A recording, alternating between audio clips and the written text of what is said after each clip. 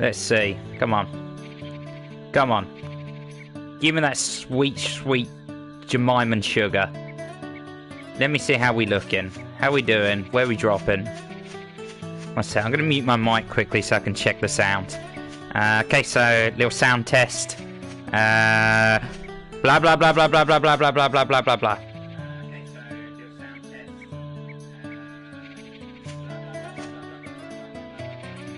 Okay, sweet. No, we're looking good. We're looking good. Hey, thanks for sticking around, Gate Man. I appreciate it. I appreciate it. You know, when I'm rich and famous and I have billions of dollars, and no, billions is too small. Gajillions of dollars. I'll remember you, Gate. I'll give you the shiniest nickel that I have in my big Scrooge McDuck vault. That's my dream. When I get rich, I want to have a Scrooge McDuck vault. I'm going to get one of those really big ones just filled with coins and I want to swim in them. I care not for the laws of physics, whether or not that's possible. I'm going to swim in that shit. I'll make the gold liquid if I have to. I mean, that'll be pleasant to swim in, right? Molten gold? What's the worst that can happen? Remember to save. Oh, don't worry. Do not worry. I ain't going through that shit all over again. Right, I'm also going to leave any turtles I find alone. Because the turtles don't take much damage from swords. They're weak to hammers, but really fucking strong against swords and magic. And the first enemy we come across is a turtle. Tortoise, even.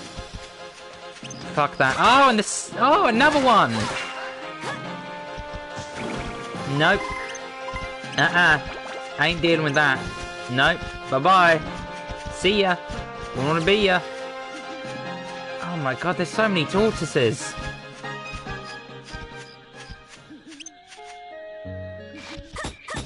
Alright, we've got to be very careful. Monica doesn't have her, like, super form yet. Like, Max's super form is he gets his ride pod. He gets the giant robot. Hey! Also, tip for anyone else who ever plays this game. If you ever get those treasure chests where it lets you pick what kind of trap it is, always say it's an exploding trap. Because even if you're wrong, the other kinds of traps, like, will not destroy the treasure contained within them. Whereas exploding traps, if they go off, you've lost your treasure. So sometimes it's better to take, like, if you get it wrong, then yeah, you'll get your weapons destroyed, or you'll end up freaking getting poisoned. But you'll still get whatever's in the treasure chest. See, these guys go down easy. These little turtly bastards that don't, right? Okay, let's see how much fully charged magic does to them. 9. How much is foot? Oh boy, okay, I might have to try and take one of them out. Fuck it. I'm just gonna try zapping them from a distance with magic. This is gonna be the slowest kill of one of these monsters ever, though. So, how you guys doing? How's your day been? You know? Been up to much today? Weather nice where you guys are? It's getting very chilly over here. Very, very chilly, actually. It's like, we went from having like a heat wave during the summer, like one of the hottest like summers we've had in England. That's right, it hit temperatures as high as 5 degrees. Ooh! And it only rained, okay? It only rained for 89% of the summer. Alright, it's fucking insane.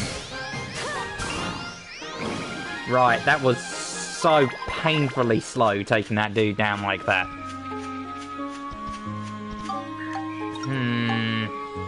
I'm just going to take down every single enemy that isn't a turtle and just hope, just pray to the great Mama Jehovah that, like, the key to get up to the next floor isn't with one of those tortoises.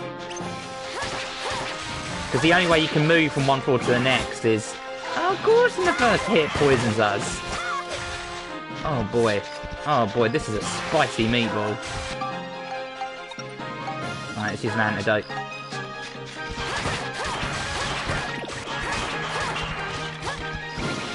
Oh boy, he's back up. I'm hoping one of these lads will drop a bone wrap here, because that's got a really nice upgrade path. At the very least, if we upgrade it to level 5, we can transfer the poison ability it gives over to, like, our main longsword. The weapon I'm going for with the longsword, literally almost just... Oh, no. Heal. Ooh. Mama Jahaba. This floor is very stressful with that red seal on it.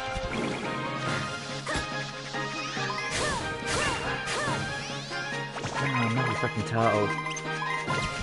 Tortoise. Fuck. You watch. The key to get up to the next floor is most definitely going to be on one of those tortoises. I bet you my entire jelly bean collection on it. And trust me, I have a mighty impressive jelly bean collection. I would not bet that lightly.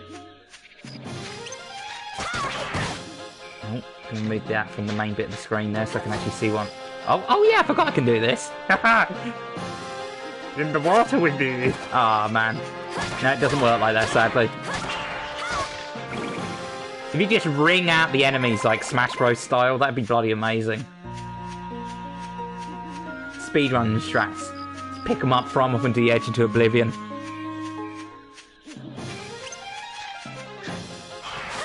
I don't know where these skeletons find these swords.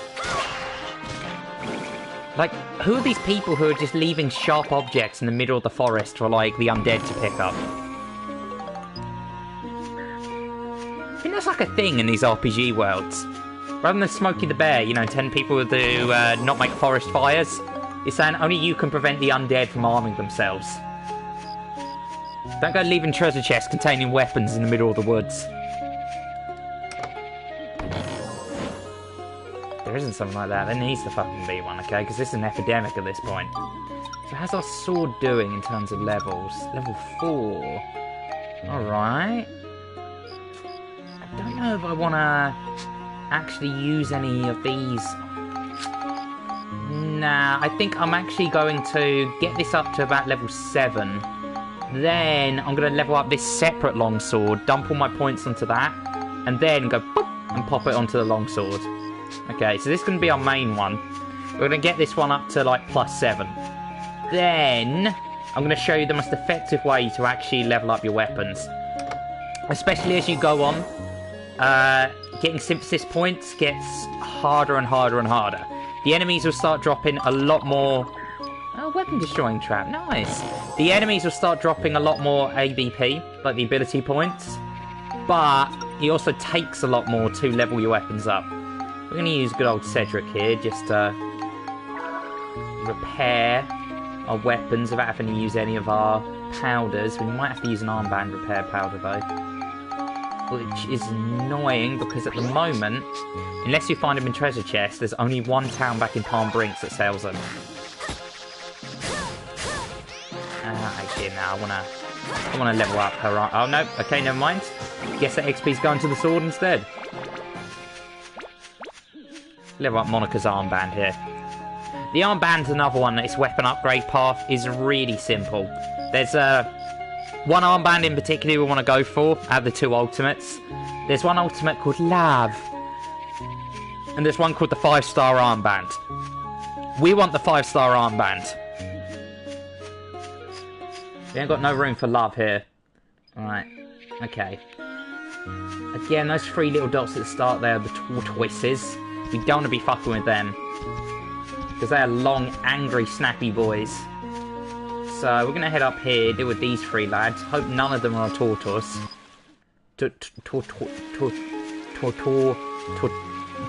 Tortilla. Okay, cool, jackpot.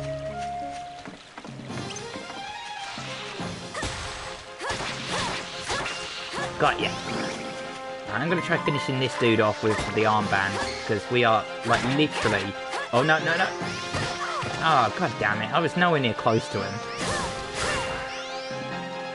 Oh, nice. And obviously all these dudes being plant monsters, I'm pretty sure they're weak to fire magic. So the armband, if anything, is actually the better choice to use against these guys. The only problem is, most of them, like this lad, have long-range attacks. They're actually more deadly than their short-range attacks.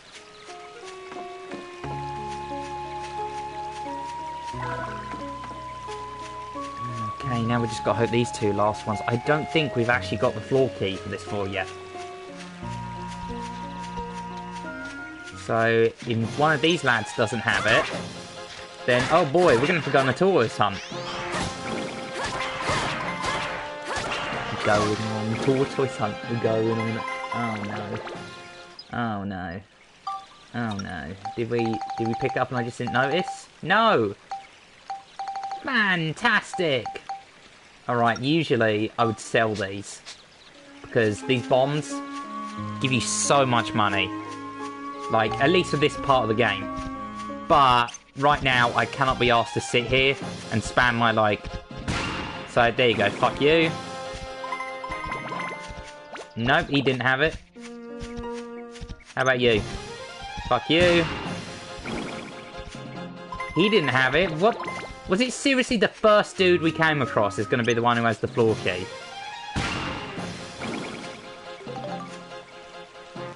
I think he did. God damn it. Looks like we got them all. That's some bullshit, man.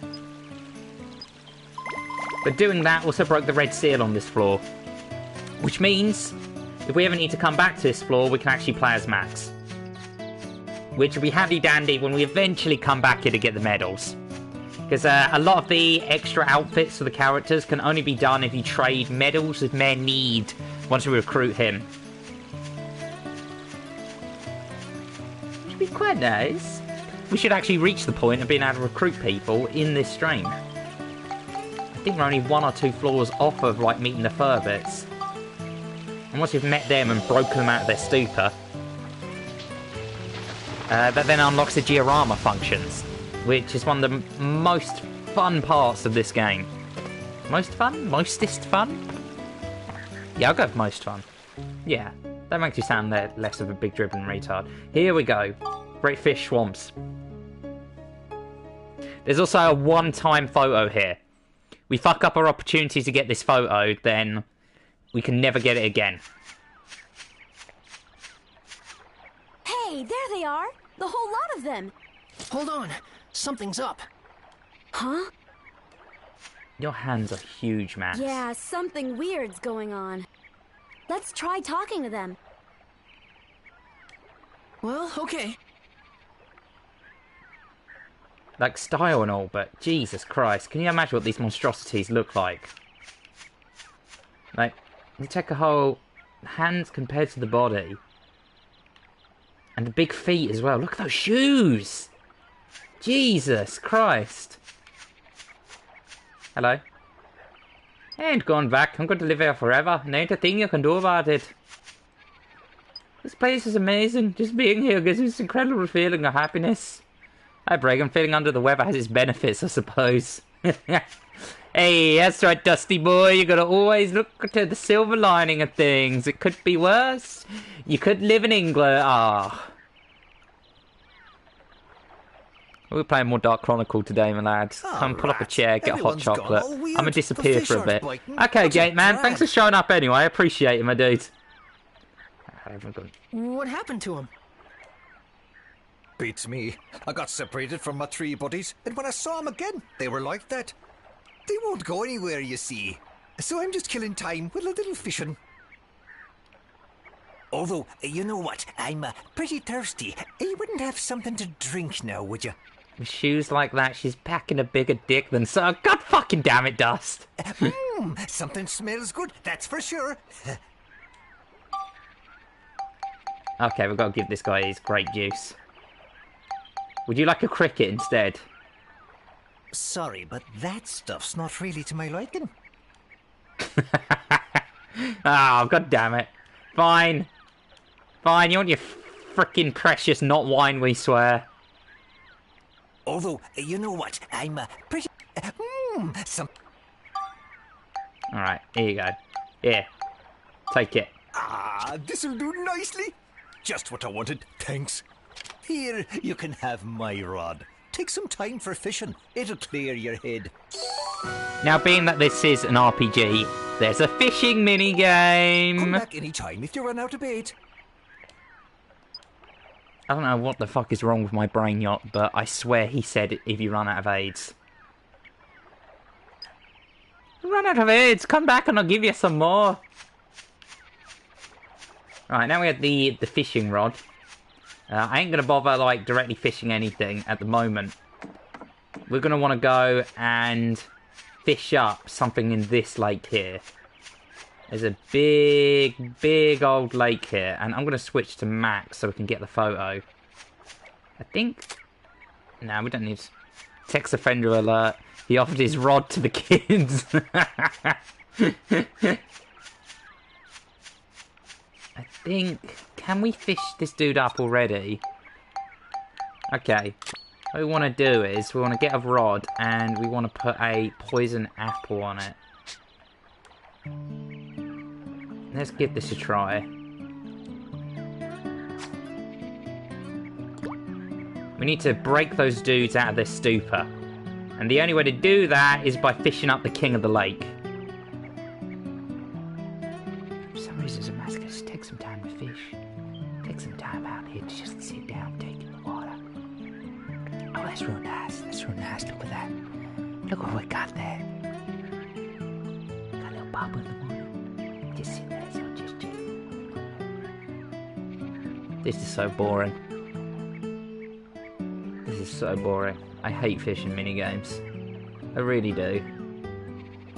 But I get the point of fishing in real life, okay? In real life, fishing isn't about the catching of the fish.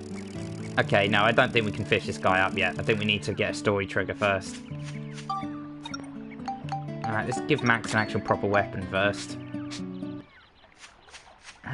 Do I have to talk to this dude again? That might be. Either I have to talk to the dude again, or I have to get further into the dungeon before it, like, triggers, like, the event that I need for this.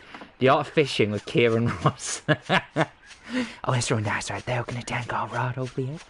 Gonna wait for something to bite it up. It's much like the Atticor ship. Sometimes you catch them, sometimes you don't. Don't worry about it, though.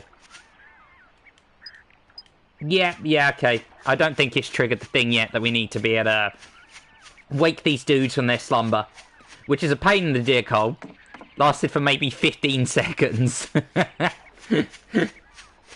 I just find fishing and RPG so goddamn boring, man. It's like people talk about the old Legend of Zelda, like, fishing bit, like it's a feature. It's not a feature, it's a fucking, like, waste of time. You have this amazing adventure you can go on, travelling all around the world, slaying terrible demons.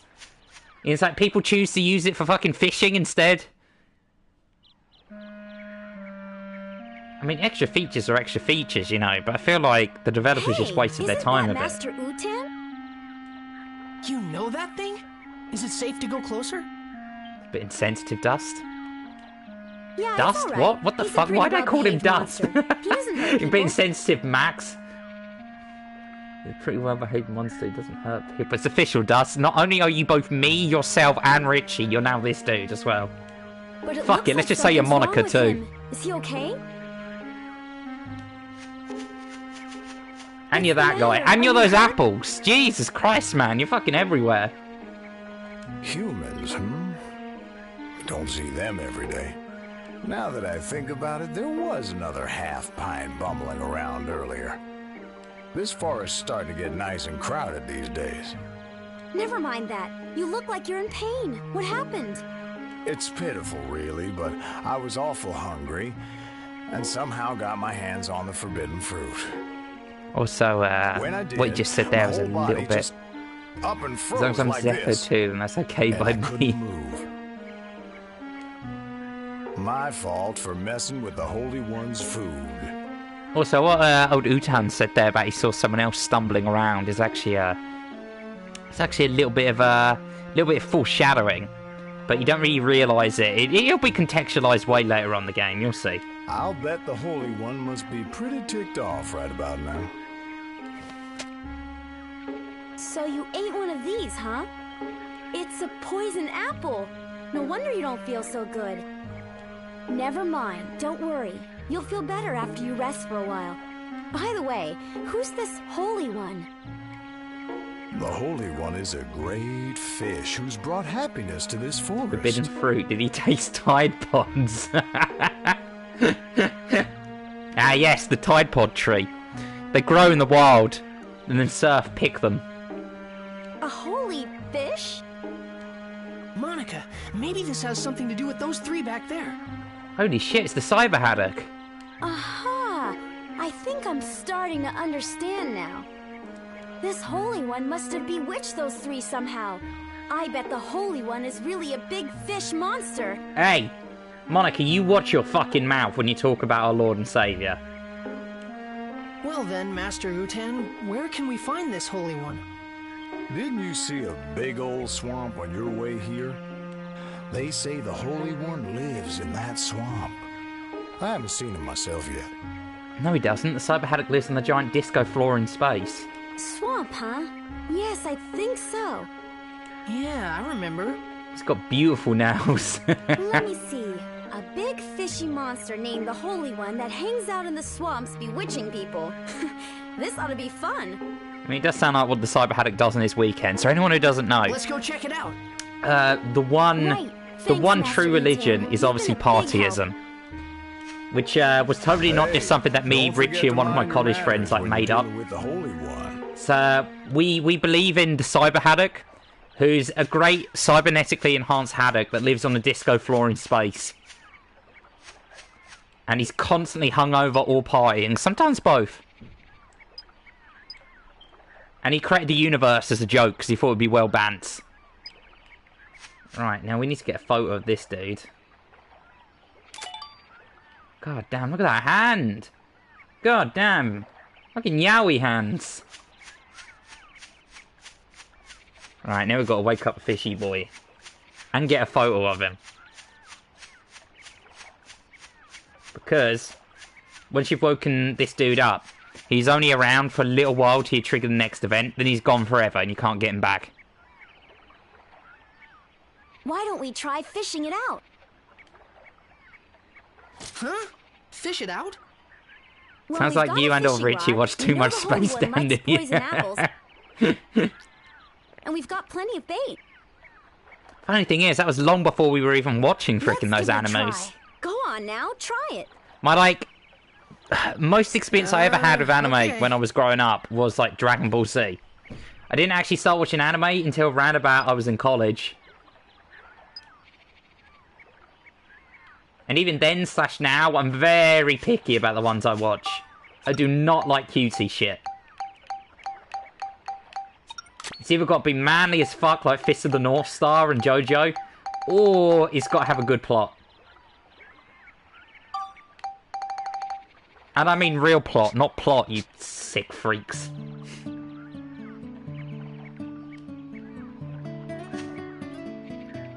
Whoop. Space Dandy is great there. Oh, Space Dandy is fucking amazing, yeah. I'd love Space Dandy. It's one of the only genuinely funny animes I've ever watched.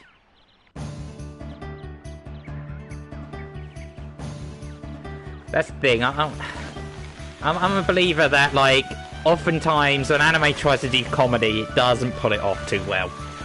Their idea of a comedy is like, oh, look how cute and kawaii these characters are, kawaii! It's like, no, I'm good, thanks. I'm good.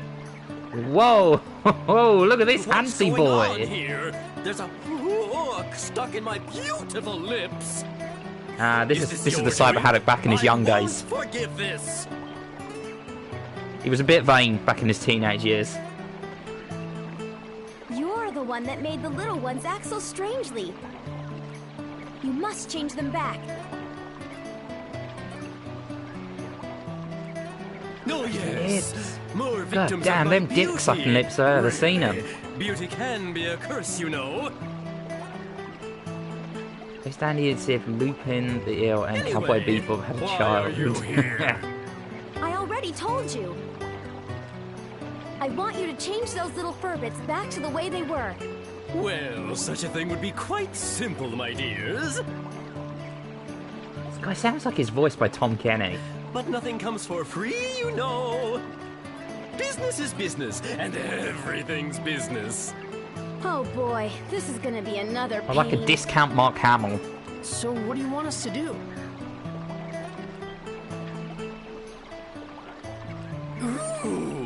so the little boy The understands. bird. Oh, too. for some reason I read it as il. Then. Lupin I de won't say l'île. this again.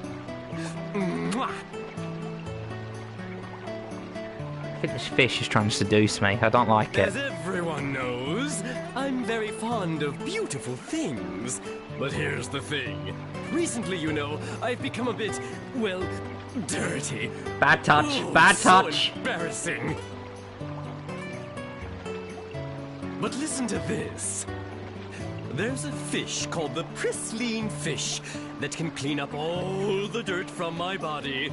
So what I'd like you to do Yeah, is this go voice actor over really there went hard with and this catch it role. for me. You've got all that fishing gear, so you may as well use it, don't you think? Well, do you get my drift? A pristine fish. I really don't like this fish. Okay, and when we get it, we I don't want like you to this return those 3 back to normal. Yes, I know, I know. You don't have to tell a man twice. What? You're a guy? I'll be waiting. Okay, sweet. That was a weird experience. Let us never talk about this again. Then we've got to snap a photo of him. This is going to be like our only chance to get a photo of this dude. Ha ha ha! Big handsy boy. Get rid of those.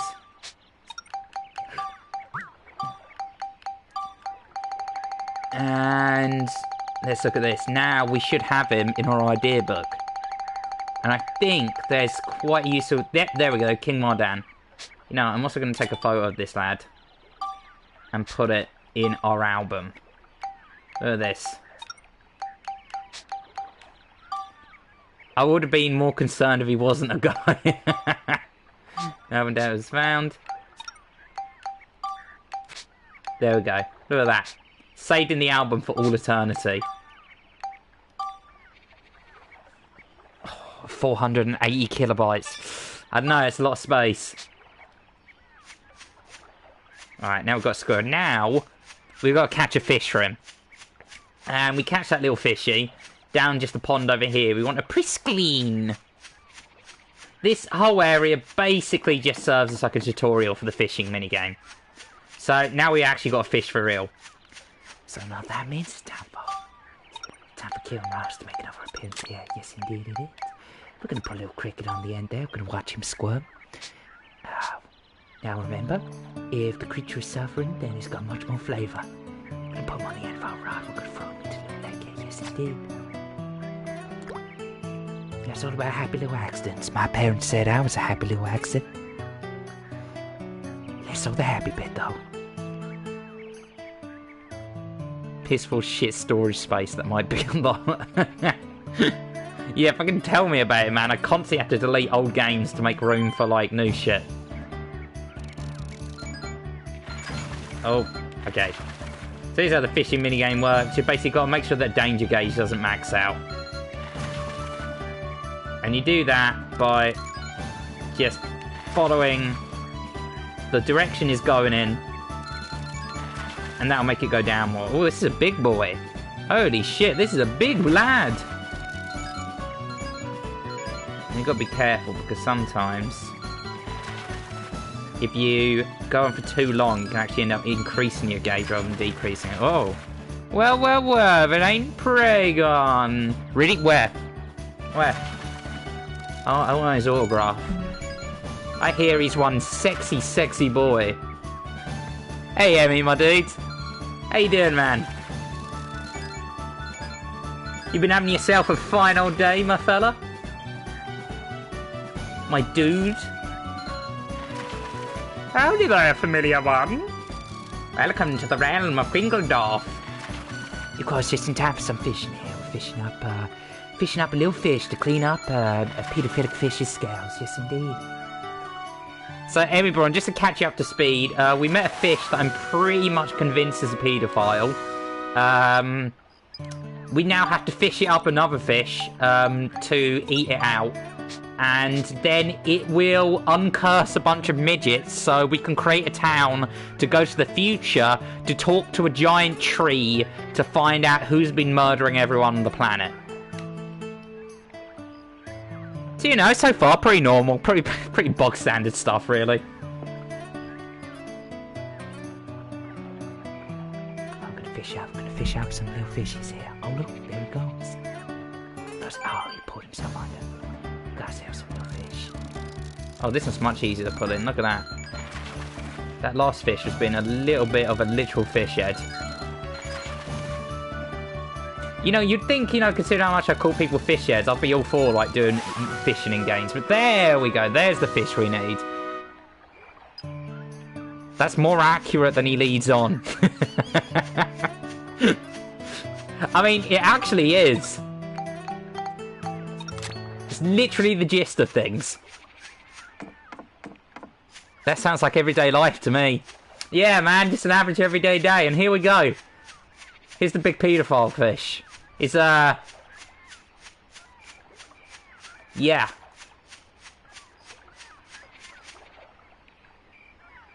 Just take it in. Shh. It's okay. It's okay. Right. Now, we need to give him a Pristine. Where is it? Nunky. There we go. Oh, mama. Fish that cleans off moss stuck to King Mardan. If I can get myself feeling better, I might be able to finish said game. Which is why I watch this stream. Ooh. Well, make sure you don't get the ending off air, lad. You got to catch it. Excellent. Unless you've already streamed the ending, have you? Lovely pristine fish. Those eyebrows say it all. He's a super beautiful. Make me look stunning again. Jesus Christ. He's not just a regular pedophile, he's a super pedophile. My God. Oh yes, of course. Is this what you were after? Ah. I mean, his ability is he can literally charm people into falling in love with him. Little bit creepy. Well, why don't you go have a look? Well, please excuse me. I wish you the best. Well, he's violated. cheerful. I'll give him that. It's just me, or is there a strange chirp in Praygon's background every so often? Like a low battery alarm. Like battery alarm. Oh, I know what that is. That's the, it's the bloody fire alarm, like thingamabob, like the smoke alarm outside. I need to get, like, a chair up and just take the battery out of it, because it's low on battery. But here's the thing. I've been told there's quite a lot of volts that run through those things. So I'm way too much of a pussy to actually go up and do it. But if it's picking it up on stream, then I might have to. Because otherwise it's faint, like you said. And it's not too common. But I pick it up and it drives me a little bit crazy. Now, I'm here to entertain, not drive you guys crazy. I mean, that point's debatable maybe, but still. Right. No one wants to cheap. Okay, sweet. So now we're dealt with paedophile fish. We need to go back, talk to the dwarves. Then we need to resurrect a giant eyeball tree. And he can tell us who's destroying the world. Yep. Alright, cool. I think they've already gone back to Sindane. Or have they? No, we've got a cutscene, we've got a trigger. Hey! Alright, lad. How is everyone? Oh, they suddenly returned to normal. I'm so relieved I can't tell you. What in the world have I been doing? I cannot remember a darn thing. It's probably best you don't remember. Last thing I remember, I was thirsty, and I drank some of that swamp water. I can't remember anything past that either. What in the world happened to us? You've all been under the Holy One's spell. The Holy One? Who's that? It's a fish monster that lives in the swamp. You guys almost ended up trapped here forever. Oh, that's crazy. Monica, why do you have to tell him that? Well, What are we gonna do about Holly? It's a giant fish monster, and I'm pretty sure it molested all of you. What? Nothing. Oh, sure. We gotta look for Holly. Hold on, guys. We should come up with a plan first. Let's go back to Sindane. Hold on, guys. We need your superpowers. Turn Sindane for a while. You can go to the same way you came in, or also escape dungeon, move from main menu. See area, blah, blah, blah, blah, blah, blah, blah, blah, blah, blah. Alright, sweet as a fish. Right, now back to Sindane. I'm going to make a little save now that we've done that as well, because the last thing I want to do is get a game over now. Especially on one of the Seal Falls. They're the easiest one to game over on. Because you're so used to having the safety net of it switching over to like another character if you go down. I've been playing a lot of Sly Cooper 1 speedrunning it. Best time's around 3 hours. That's a pretty impressive time, man. I used to play Sly Cooper as a kid, and that game took me quite a while to beat. Do you stream your speedruns, by the way, man? If so, I might come and check them out sometime. Big low battery, but can't you detach it from the wall? It's not like it's plugged directly into the current. I think I can, yes. There was one in my room that was doing the same deal, and would keep going off every single time someone so much as burnt a bit of toast. But... also, I know you're going to hate me for this, Praygon, but considering a new way to support Praygon's adventures... Ooh, do tell. Tell me of your chronicles. I think I need to get a picture of this big old tree here. I'm not too sure.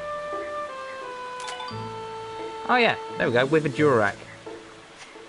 Nice. Let's go back to these lads. We're going to get access to the town creation system now. Sadly not streaming. It doesn't have a capture card for a PS3. Yeah. No, I know firsthand, capture cards are fairly expensive, my dude. Unless you have a lot of, like, other income, like coming in to be able to afford one, it can sort of screw you over. I mean, I have to stream PS4 games literally just using the inbuilt streaming thing, which is very, very ghetto-y to use. You're much better off having a capture card rather than streaming directly off the PS4, but I'm very poor. Also, skirmishes in Valkyrie Chronicle 4 are replayed missions to grind XP just money. So in Chapter 15 and won't be off stream, so no worries. Good shit. Good shit. I definitely want to see how that one ends up. Seeing the ending of the first one was superb. The sort of the giant, like, super tank that the Emperor's on when he turns into the artificial Valkyrie. Yeah, and the capture card that worked on PS3 is $200. God damn, that's almost like, what, £5 in pounds? No, it's more like £160. It's a fuck ton of money. Well, 170 more likely. Boss! Current capture card from modern consoles is far cheaper. We were gone a long time. Oh my god, my grammar. I mean, I'm hardly going to be one to be to bust your balls to grammar. We'll tell you everything later. What about Holly? Where is she? Where's Holly? Oh, funny, you wank. I am sorry. Holly isn't anywhere. Okay, hold it a minute. What about getting capture card for 3DS and stream a Pokemon game? That'd be cool. You don't see many people streaming handheld games. So it'd be a really good, like, market to sort of, like, corner. Very loyal fan base as well for them. Probably get some really chill people hanging out with you. Got everyone together. I noticed that with Digimon and Warframe. In return, can I ask you two to go search for Holly for us? Yes. By the look of things, I guess Holly really did find that legendary rainbow butterfly. I was actually thinking the other day for a April Fool's video. I might try doing something with Pokemon. It must be true that all those who lay eyes on it never leave. But that's quite a while off. We're literally talking next year. But, you know, I like to plan ahead. Just think from a big smart brain head. The only way to find Holly is to find the rainbow butterfly first and fall under the same spell. And then just break the spell, of course.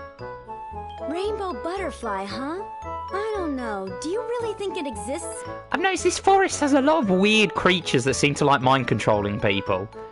We had a giant paedophile fish that was kidnapping midgets, and now there's a butterfly that mind-controls people. Like, what the fuck is going on in these woods? Alrighty, we got ourselves a deal. We'll help you guys out, and you go find Holly for us. Alright? All clear? Okay, we'll try. It's settled then. You better get a move on, lads. Yeah! Yeah! don't know which one would work for that, but there's no better external capture card than the Elgato HD60. However, I don't know if it supports 3DS. You would probably need some kind of other capture card. Google would be a friend on this one. I'm not even going to pretend to be an expert on the subject. Should eventually get into handheld again since I miss it, but alas, so now I've got what I've got. I mean, my sources tell me... What are they going to do? That, you can play PSP games and DS games using emulators. And they run pretty smooth, even on shit computers. Not that I speak from experience, of course. What in the world's that noise? What's that thing? Oh boy, here it also check out that crusty JPEG for the skybox there. God, look at the size of that unit. What the heck is that? I don't know. Ah! Wow! Whoa! I can't believe it! This is just amazing! What an incredible machine! How cool is that? PS4 could stream some other games like God of War. Yep, the PS4 is built-in like streaming software. It isn't awful. I mean, I use it to stream games on the PS4 and it works. It's just not very customizable. This forest is the weird dwarfs elf people's undercover trafficking ring, obviously. Yeah, this is what they used to nab people. You like that, eh? With this thing, you can make anything you want. Plant trees, build houses, whatever. Truly amazing! Can I get on board? Sure, by all means. Up we go.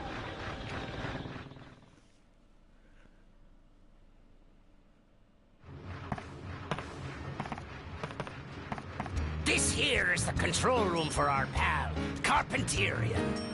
Carpenterian? This is the ultimate building machine, forged from all of the technology handed down through our fervent generations. Besides houses and buildings, it can build lots of natural things too, even trees and rivers. Praygon's Premium is a pretty decent system. I bashed PlayStation stream, but it's okay. Yeah, it's okay. It does the job. What kind of PS4 do you have? I'm not too sure, my dude. I think it's just the regular Slim? I'll have to actually look that one up to find it out. It was a birthday present from my stepmother, so I'm not entirely too sure. Looks like we can bring back Jurak's origin point with this. Hey, don't forget to find Holly for us now. 1 second. And Sam's sharing things to the... Fucking Burger King footless. Yeah, I get fun Hollywood. Yes, we know. What's that? That's the reactor where you put the geostones. Geostones? Alright, so this here will introduce to us a town building system, which is fantastic in this game. Yep. It's a real, just really Geostones fun are system. Mysterious stones invented by the ancients. The geostones contain all the advanced knowledge of the ancient ones. Carpenterian is a revolutionary machine that uses the technology packed inside the geostones to make new things. When you put a geostone into the reactor, Carpenterian can store the data for building whatever's recorded on the geostone. That way, you can make new things. Just to warn you, even with the necessary data, some buildings can only be built on certain types of land. So, no building rivers in the lava place, basically, is what they're saying. I think it's like Monica said, someone changed the forest here. You may have the geostones, but do you have the geocities? Geostones hidden in the forest, you just might be able to change this place back to the way it used to be. Sounds great. We'll do it. You guys could string Warframe together. Yes, we did actually, Emigrant. Not too long ago. In fact, I would be down for, like, after this, like... It depends on how you're feeling, Dusty Boy. If not today, then we could always do it tomorrow or some other time. Like, do some Warframe. Let's go then, Monica. It has been a while. You bet. We're counting on you to find Holly.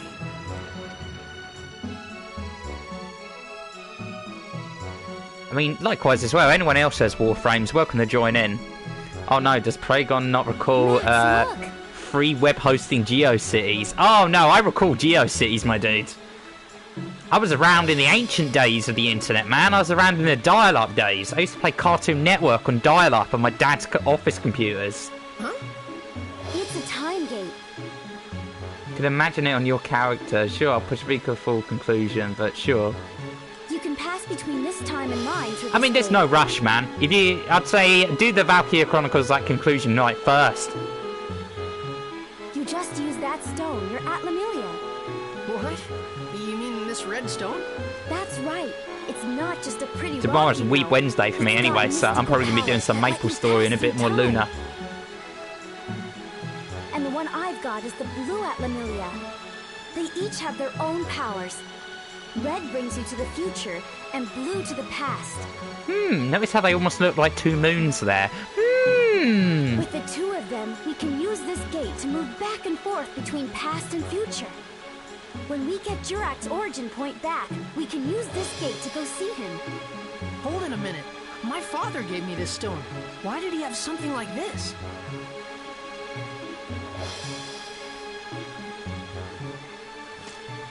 They say an Atlamillia can pick who it wants to belong to. I gotta go, see ya. Alright, see ya, Emmy, man. Thanks for showing up to the stream, dude. Appreciate it, as always. And I'll catch you later, man. I'm on to a PlayStation streaming later and get it online at some point. Yeah. It must have picked your father. And then it picked you, Max. What? Me? Anyway, the main thing now is to get Jurak back. I bet Jurak can tell us all kinds of things. About Griffin, about the rainbow butterfly. I guess you would know. Now we've really got to get to work. We have to get Sindane back into shape and bring back the Great Elder Jurak. All right. You can now use carbon Turin, so why don't you try rebuilding Sindane? When you change Sindane, it may affect other things in the world as well. You can jump through the time gate 100 years in the future to check. You may meet people you've never met before or find new events waiting to happen there. But first things first, right now, your main priority is to bring back Jurak. Alright. This right now is the coolest shit about this thing. Didn't Lloyd also have something rare that everyone wanted? It was a ballista from his mum. What's up with the VA and everyone wanting his nuts over something? Yeah, and like Max got this, like, gemstone from his mother as well. But here's what his one does. So you see these red gates here at like these town points? What you do is you walk into these when you got Max and Monica in your party. And then whoop!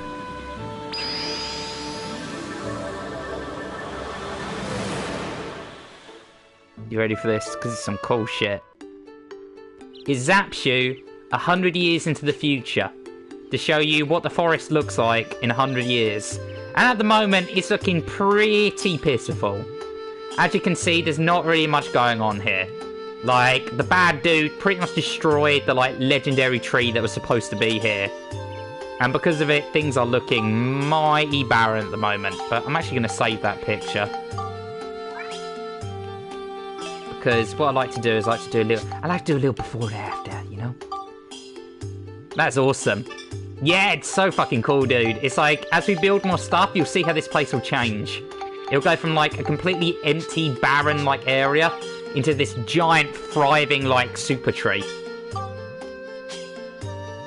There's a little fella we can talk to here. Also, these future areas are your primary source of getting upgrades to your characters. Like the potato pies for Max and Fruits of Edens, which give us more HP.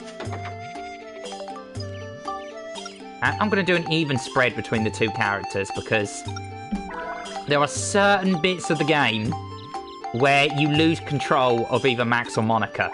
So you want to make sure that you roughly have around about an equal amount of like health put on each of the two characters.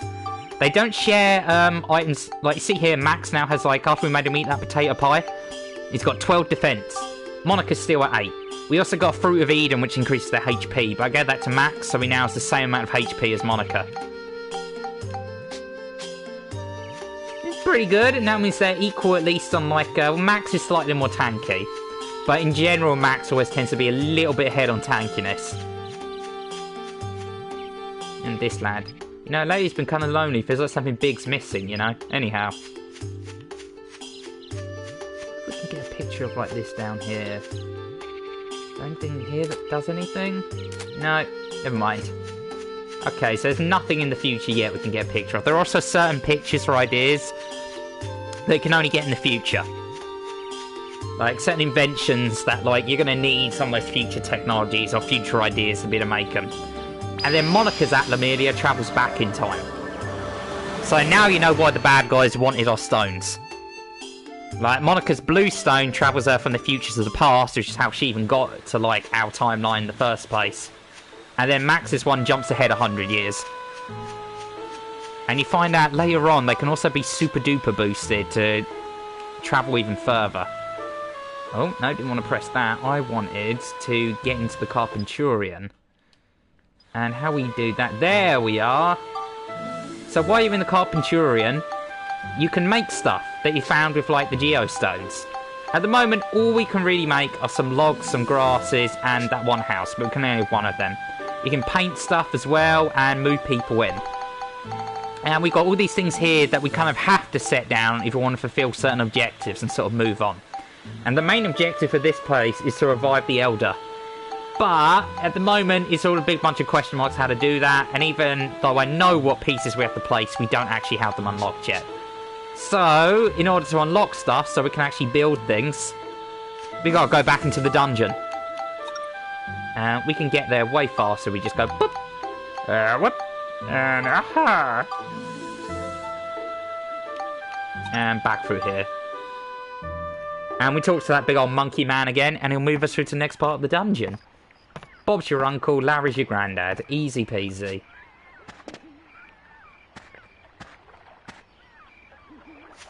Hey, let's move on. Wonder... I'm gonna get a picture of these lilies, because I can't actually remember what does and doesn't count as like an invention thingamabob in this game. So, if I find any unique object, I'm just going to take a photo of it. Because sometimes these stupid as shit. Like the other day, freaking like, the one thing I was missing out on in order to like build an invention was a cup. None of the cups in the town counted for some reason. It's like another really annoying one is laundry. You'd think it'd just let you take a picture of any laundry, but no! There's one really particular set of laundry-like things on a rope that you have to get in, like, the 3rd or 4th town. I mean, I get why they do it. It's to stop you from, like, building some of the super-duper weapons, even though you know the recipes of them early. Because otherwise you could technically just look them up online. Which I'm not going to be doing, by the way. I'm going to be figuring out how to make all of the stuff sort of on my own. Or at least using, like, the in-game little booklets they give you. Master Utan, you're looking a lot better now. Sure. I just ate something I wasn't supposed to, after all. I'm gonna be more careful from now on. What's that with his cheeks? They look like two really stretched out ball bags. Yeah, that's a good idea. By the way, we want to ask you a favor. Hmm? We want to get through here. Do you think you can move that boulder for us? Oh, that? Piece of cake. Wait right here.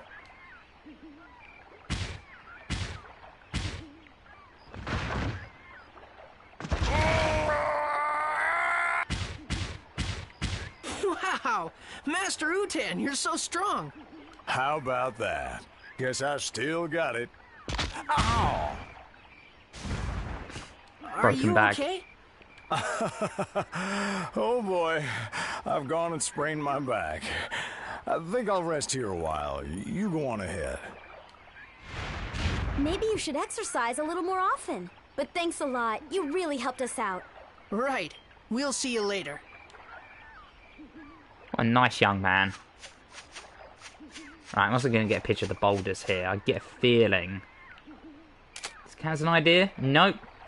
Don't count as an idea. Oh well. Later, Master Utan. Onwards and upwards we go.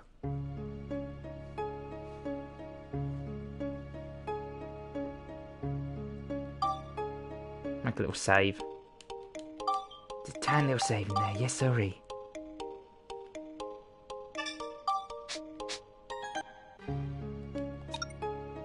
This is a geostone. Defeat all enemies using the ride pod.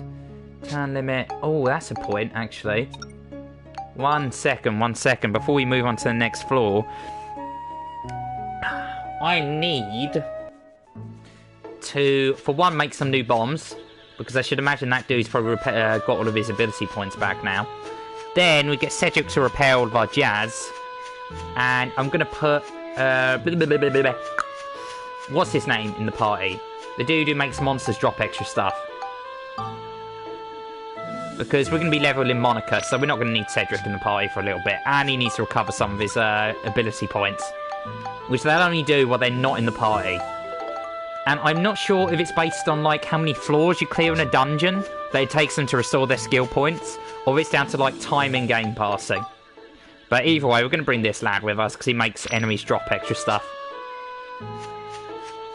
Cedric, however, also has, like, an extra little bonus, which is really useful for when you're leveling Max up. Which means that every single time you get a level up, his wrenches and guns will get more... No, not his guns, so just his wrenches will actually get extra XP. I also think it means that the ride pod gets a bit of extra XP as well. So if you're leveling up like the ride pod or Max, you're going to want to have Cedric in your party. And likewise, there's also a character that does the same for Monica and her swords, as well as her armbands. But we're not going to come across her until the next set of like stuff. Also, once we have a few geostones, we've got to start recruiting people. Hoping, now that we've got our Borneo in our party, we might get lucky if we run into one of the Skelly boys, and he might drop a bone rapier for us. I've also got to remember to get a picture of one of those little pumpkin dudes swinging around their little fork. It's one of the scoops we've got to get. We've got to get a scoop that makes no goddamn sense. I'm not sure what it wants out of us, of one of the little moldy boys, like, jumping in the air. Which, at the start of this stream, I tried in vain to, like, get a picture of, but it just weren't happening. Come on, spin your thing around. Nice. Got him. Alright, sweet as a fish. I'm gonna fuck him up. Fuck him up. And then switch back to Monica. At the moment, her weapons are very much lacking in comparison to Max's.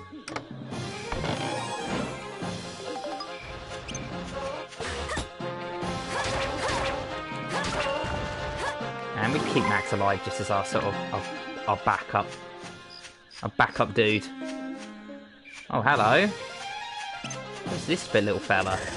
Look at him.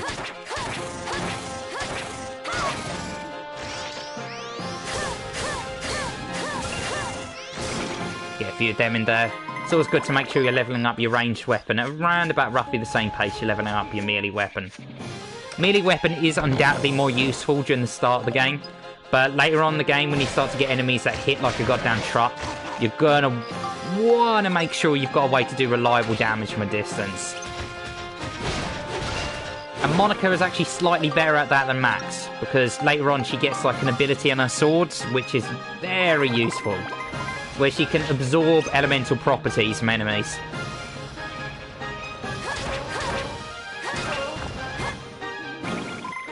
Take down that big stinker boy. Yes, sirree, Bob. Ah, there we go. And those little purple marks on the map, that's a geostone. Exactly what we want.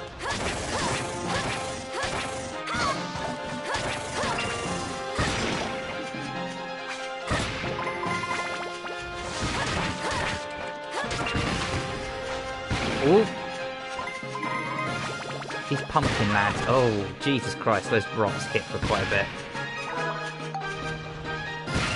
Take care of that dude quick. Little bit of a waste of a bomb there. But I just couldn't be asked to sit there and hit that dude over and over. Probably would have been more economical to, like, just switch to, like, the ride pod, but, you know, fuck it.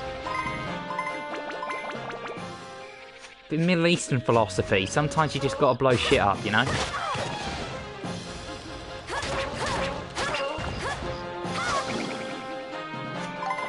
I swear to God, it's a bloody miracle I haven't been banned from Twitch yet.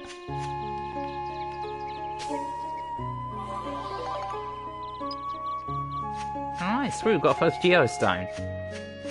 We're not going to return to the town immediately because it's worthwhile getting a few in a row. Some Geostones won't actually give you new components.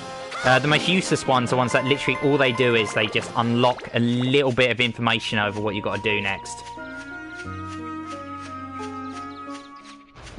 But the most useful ones will give us new components, new things we can... Ah! Not a fan of these lads. Not gonna lie. Alright, that means our sword leveled up again. I think it's level 5 now. Yep, +5. Alright, I'm gonna get it to +6. And then I'm gonna be looking to, like, start leveling up another weapon. As my sort of one I'm gonna synthesize into it.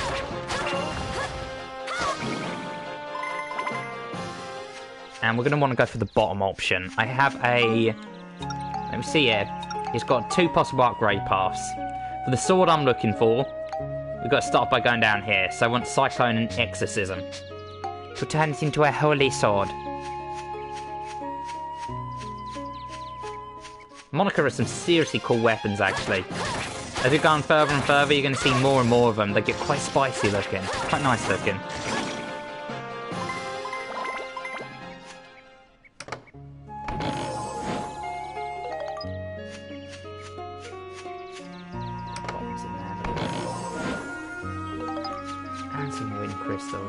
Nicey Zuzu. Music's nice in this place, nice and chill. Don't know if I can take that dude on without... Yeah, no, it's a good thing I used the right pod for that. Now Monica gets to... all that delicious ability points up.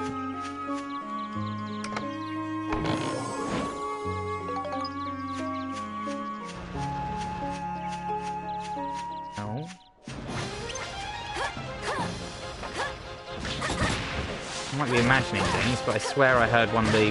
Oh, god damn it, I hate those stupid moles so much. Oh boy. This could get a little bit spicy. Ah, oh, yep, it got a bit spicy.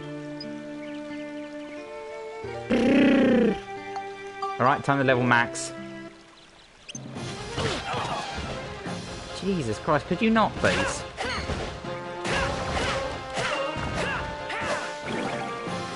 Jesus. People these days, seriously. And that was the last monster as well. That takes care of you guys. I actually might have to go back. Alright. I'm going to head back to Palm Brinks anyway, because we can start recruiting people. And ideally, you want to recruit people as quickly as possible. And I know there's a few that are going to be fairly easy to sort of pick up. So, we're going to head back to Palm Brinks, and we're actually going to pick up a few of them lads. He just needs Beast. And that'll level up that wrench. But for now, we ain't going to bother with that. We're just going to get on out of it. We might as well see what that Geostone gave us, you know? I think, if I remember correctly, it'll literally just be the part for like a tree. And maybe a hill. Both of which we need. We need to make at least 20 trees. Which could be a little bit of a tall order to begin with. But there's a lad that we can recruit who is going to help us out quite a bit towards getting pieces for like the diorama.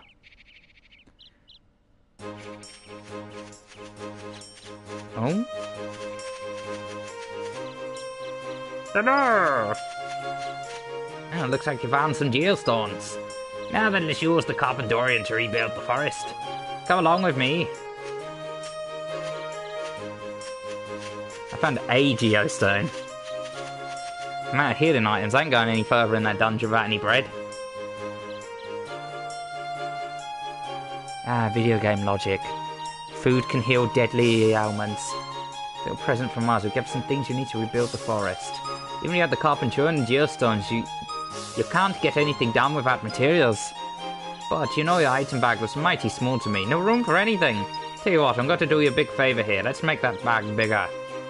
Just so you know, I'm not always this generous. I just happen to be in a giving mood today. Rolling logs, sturdy cloth, glass material, sugar canes, scrap metal, fire element, water element. Now you've got to call the carpenter into you. Stand on the diorama and press select button. Go ahead and try it. You've got to press the select button. Dusty Ivy just subscribed with a tier 2 sub. Ooh! Oh, Dusty boy! Holy shit, man! Thank you! Hoo-hoo! God damn it, man. That is really kind of you. Thank you, dude. It's greatly, greatly appreciated. And look at that. You got yourself a shiny, happy boy emote. You're welcome, little heart. I've got another emote and it helps you out. Ah, thank you, man. That's really kind of you, my dudes. You know, since I've got an actual job and income coming in, I'm definitely going to repay the favour, man. I owe you one. What a dude. What a dude. These are geostones filled with the wisdom of the ancients. When you put these in your reactor, you can build more types of things with the Carpenturian. Boop. Now you can make the part wooden house. You only own me big time if you get famous first and or win the lotto. If I win the lotto, I'll split it 50-50 with you. Wooden house, iron chimney. That might be a bit difficult though because I don't play the lottery.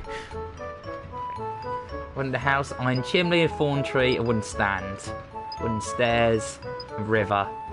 Forest lake restore has been made clear. Commission ground mushrooms have been made clear. Don't YouTuber me, lad. That should be a verb, to YouTube someone. Ah, yes, to get famous and leave them in the dust. I'm sure there's got to be a word for that. There's got to be. Geostones not only have info on how to build things, but doubt on how to develop a better future. As you build the new world, the god of the new world, you can see how it's going with the analysis command on the diorama menu. Now in the upper right of your diorama menu, you see this thing that says pylon remaining. The things to exist requires a certain type of energy. You call that energy plon. There's a limit to how much a pylon you can have on a diorama field, and the Carpenturian can't let you go over that limit. You remember that now. So there's a build limit on every map. If you ever want to know anything else, you can just ask me if you help receive, I'll fill you in.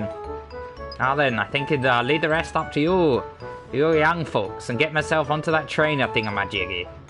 I'll be in the last car, so be sure to show your face once in a while, okie dokie. If you ever need diorama materials, I should be able to help. Okay then, let's get started. Are you all set? Alright, nice. That sets us up nicely to begin building shit. So now... Oh, wrong button. I always end up pressing the wrong thing on this. Right.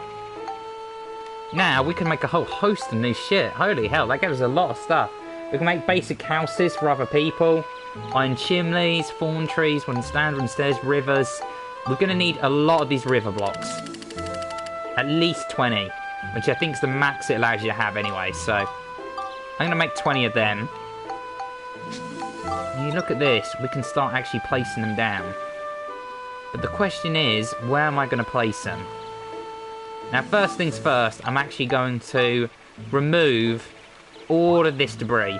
So we're going to completely clear out the field, so we've got a blank slot to be working on. Get rid of this grass, get rid of these rocks.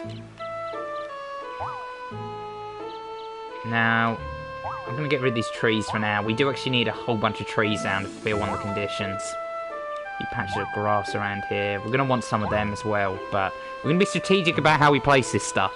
Because I don't only want this place to fulfill the conditions and look like a mess. I want it to look nice. I want it to look like, you know, this would be a place that you'd want to live in. Now, at the moment, we don't have any... Do we have any bridges? Wooden stairs, wooden stand. No, we don't have any bridges. So, I don't think I'm going to place down any of the river slots yet, or any of the house slots. We're going to leave this place just wide open as is. And we're going to get a few more diorama parts. And then once I've got a few more diorama parts, we're going to start actually building shit. But for now, we want to go back to Palm Brinks and recruit some people. To Palm Brinks! Ah!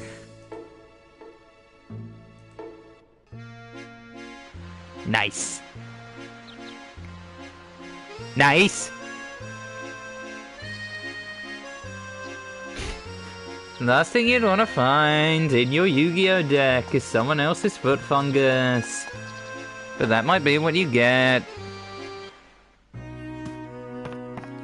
Alright, what does this lad have for us?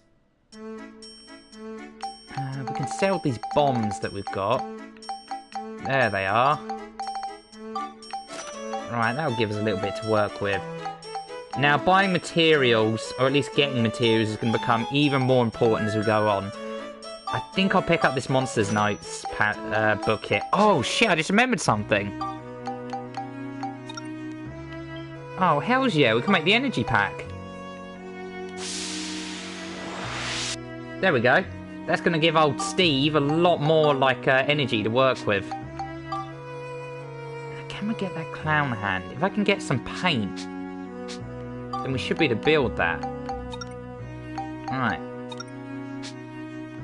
How do I change to old? There we go.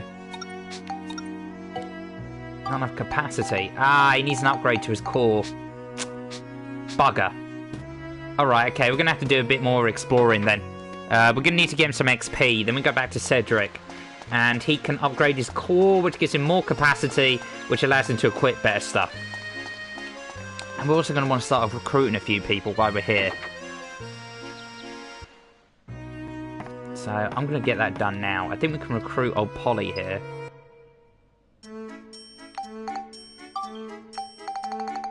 Get some bread while we're here. We're going to get 20 units of that so we actually have some healing items.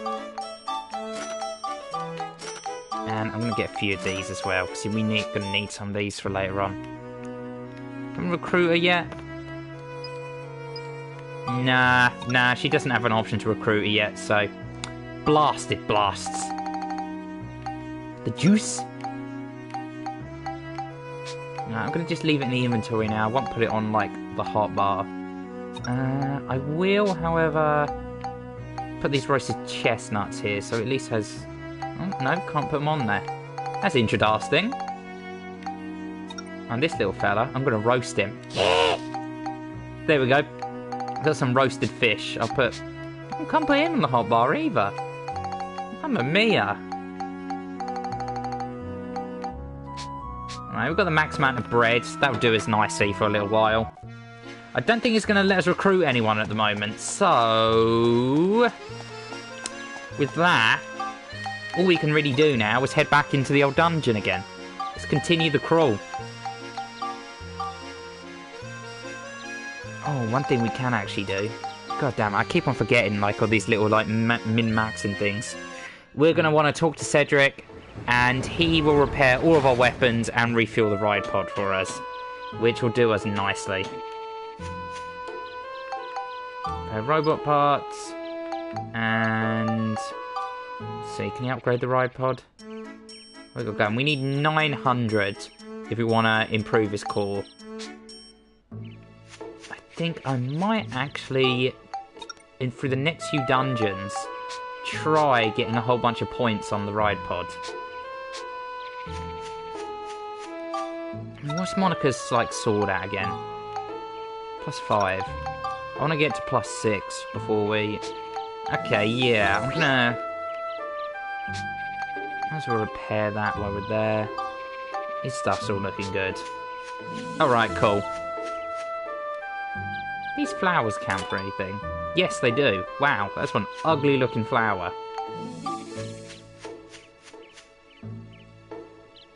That's what the sort of thing it is sex toy in baddragon.com. The enemy's using only Max's gun. Well, that's not going to happen. Telling you right now, game, that is not going to happen.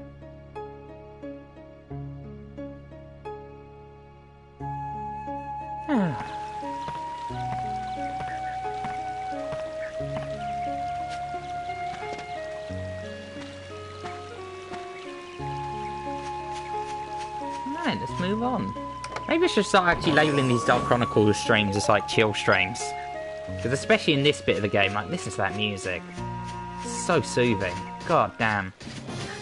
Yep. Oh, actually this does present a good opportunity to start leveling up the ride pod a little bit. But yeah, you know what? I'm going to use this floor literally just I'm going to let old Steve suck up all the XP here. We should get at least enough for... Yeah, I'd say with your vibe, it qualifies as a chill stream. Yeah, it's one of those games where it's like I find with a lot of RPGs where the game itself, like horror games are great if you want something where it's like you don't want to have to actually talk about things much. And obviously horror games are not chill. Speaking of which, I'm actually planning to play the SCP game. Not the silly online one, but the pants-shittingly scary like single-player one. Like sometime before or very close to Halloween. But I think for a game like this, as with most RPGs, it's definitely one of those games where it presents a good opportunity to just sort of like talk about the day-to-day stuff, just sort of chill, hang with the chat, and just, you know, have ourselves a grand old time. We've got some bones. Right, when we're not going somewhere, I'm going to get up and just walk with Max, because, for one, at the moment, old Steve moves incredibly painfully slowly.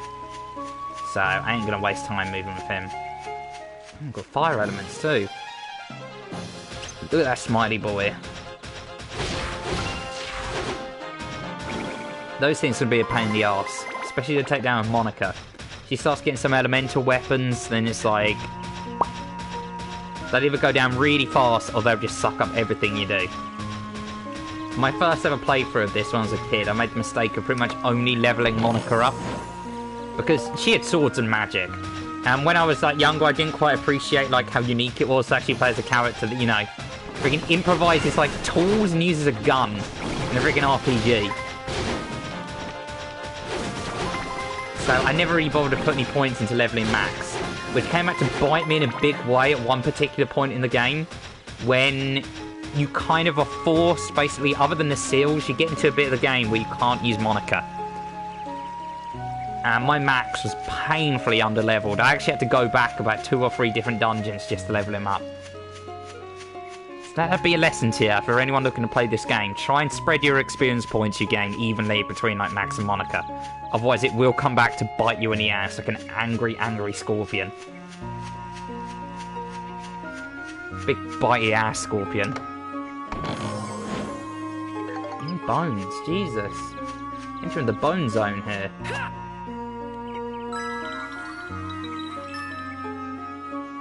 Oh, that's not good. Hey! And your free restore your health and cure status ailments. That's, that'd be a bit more useful if we weren't already running at full health, but okay. You know, I appreciate the gesture. Fuck, I almost wish I could have used that in the ride pod. Like, I think that restored all of our, like, weapon HP as well. I've got to say, old Stevie boy here, both his weapons and his health. Well, his health's alright, but his big old cannonball arm ain't looking too good.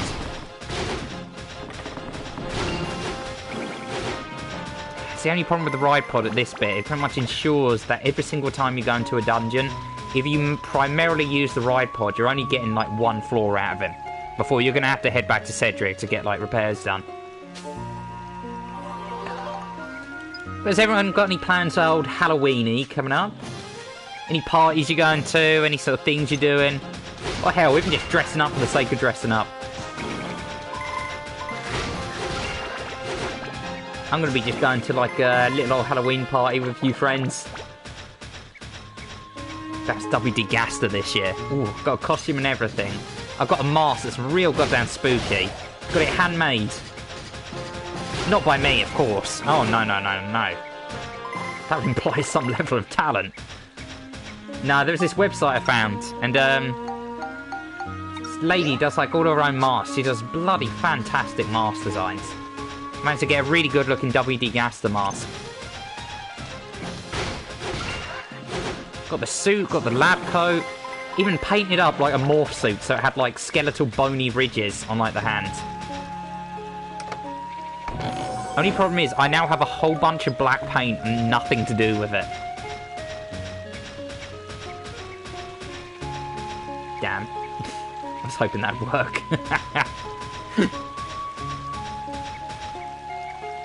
Bathe in the healing water to fix up the robot. I can't sign to PSN. Uh-oh.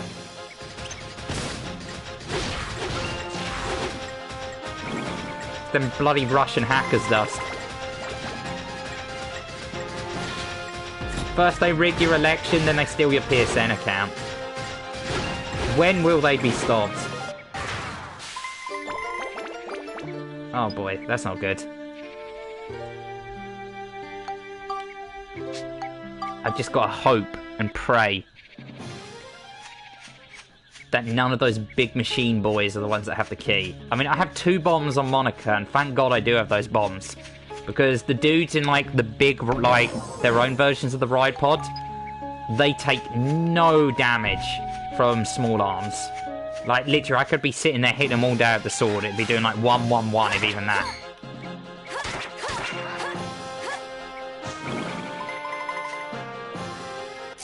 Alright, now we got him. Oh, sweet. Looks like we got them all. Easy peasy.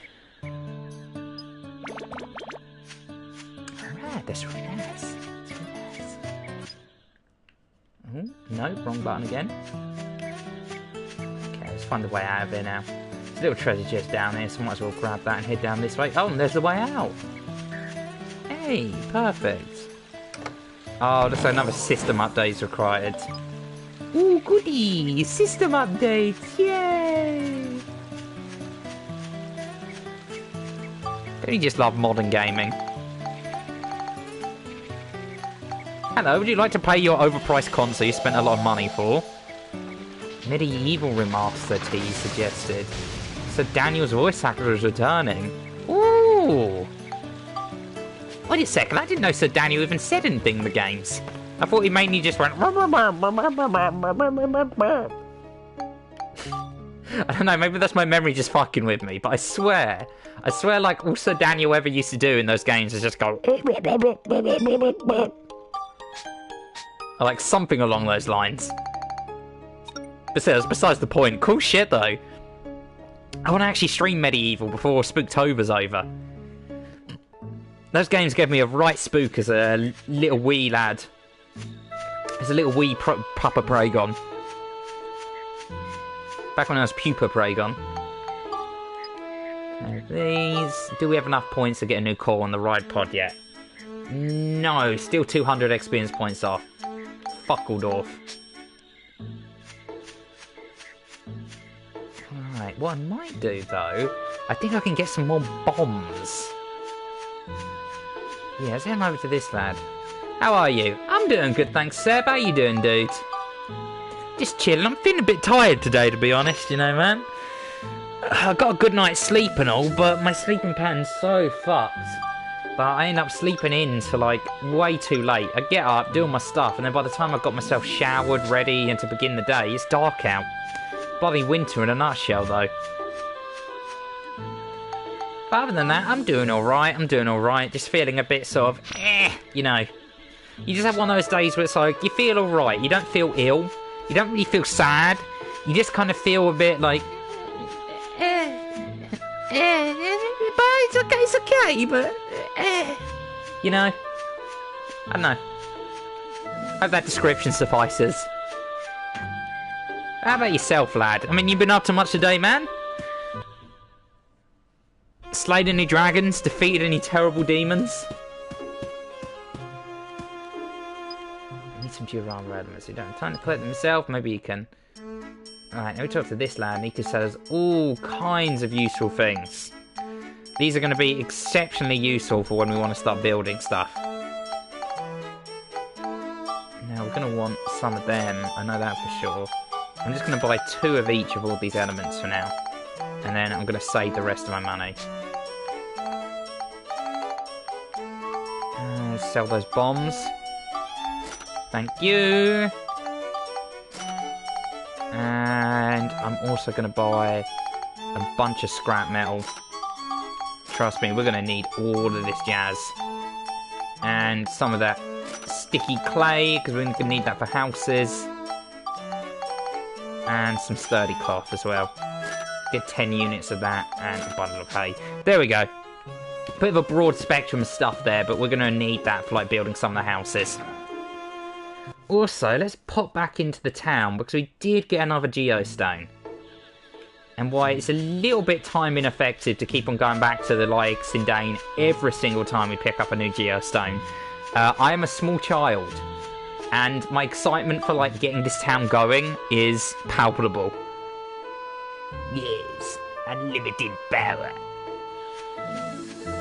But it's going to look sweet, trust me. Okay, at the moment, it looks like nothing. It's pathetic, disgusting even.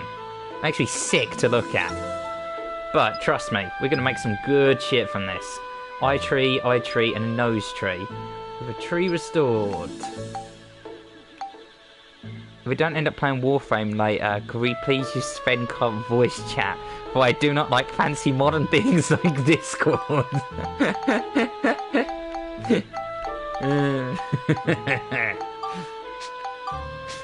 I tell Richie about this, the fact that we always make fun of him for being bad with technology on the stream. He just tends to mumble and grumble about it, like, I'm not an old man. Yes you are, Richie. Yes you are. Oh, I don't want to use Discord. I'd rather we just use in-game voice chat. That does the job, doesn't it? I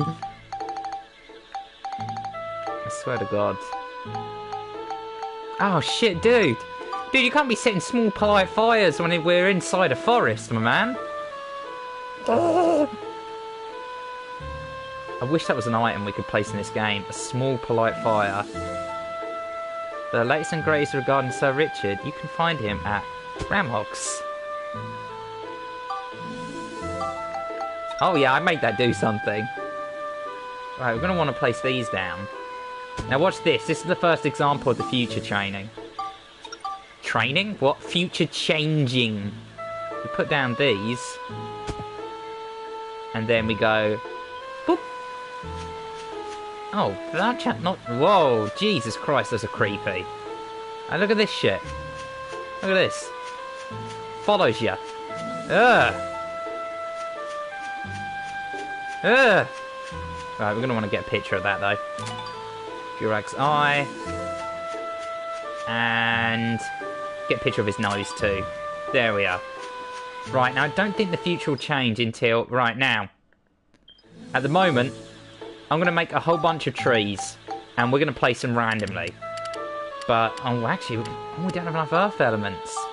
Oh, that's a bit of a pain in the poo hole. I'm actually not too sure about placing stuff down until we have... I'm so glad you bought that command over the Dr. Cream.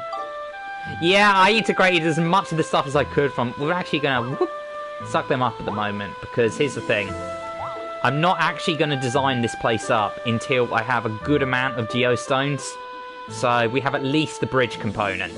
Because when I start placing stuff down, I have a rough idea for how I want this place to look. So what I'm thinking is... Okay, let me just sort of go over what I'm thinking. I'm not actually going to place stuff down, but... So what I'm thinking is... We build a area around here. I'm going to make a river that sort of divides down this way. And then has like a little island. Like a little island over here somewhere that will put like 2 houses on. Then I want a bunch of trees sort of up along this way. With maybe... I know there's a hill component you can get. So I think I'll move the furthest house up onto the top of a hill. Because it's like going to be the main house. Surround that hill with like a little fence so it overlooks towards this way. And then also scatter a few trees around here with another little house. And... I also know I need to put a, like, water mill. So maybe when we build, like, the forest, like, sort of river area around here, I'll then put, like, a water mill there. But for now we're not going to place anything. Because we still need more parts. We still need more parts before I want to start putting shit down. And for that, there's only one way we're going to get those more parts. That's right. It's back into the forest. Into the rainbow butterfly woods. Ooh, this one's got a blue seal on it. Okay, what that means is we can only use max for this floor. which is fine and dandy by me, because I wanted to get some more XP points for the ride pod anyway. Dark Chronicle, trademark. Nothing adds more to the sense of fantasy and wonder than seeing a trademark. Welcome to the magical land of Kringeldorf, trademark.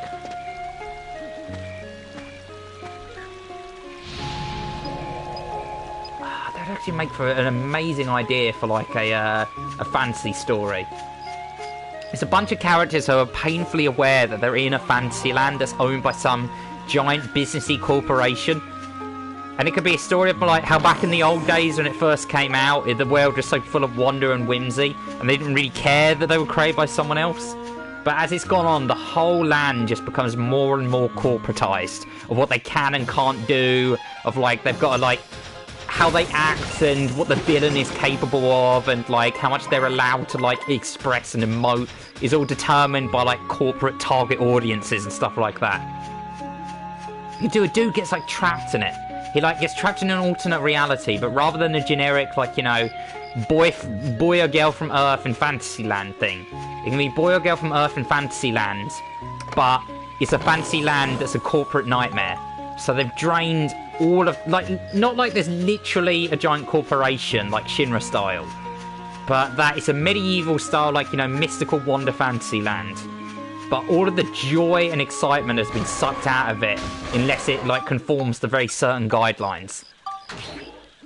That could be the big villain. Ooh.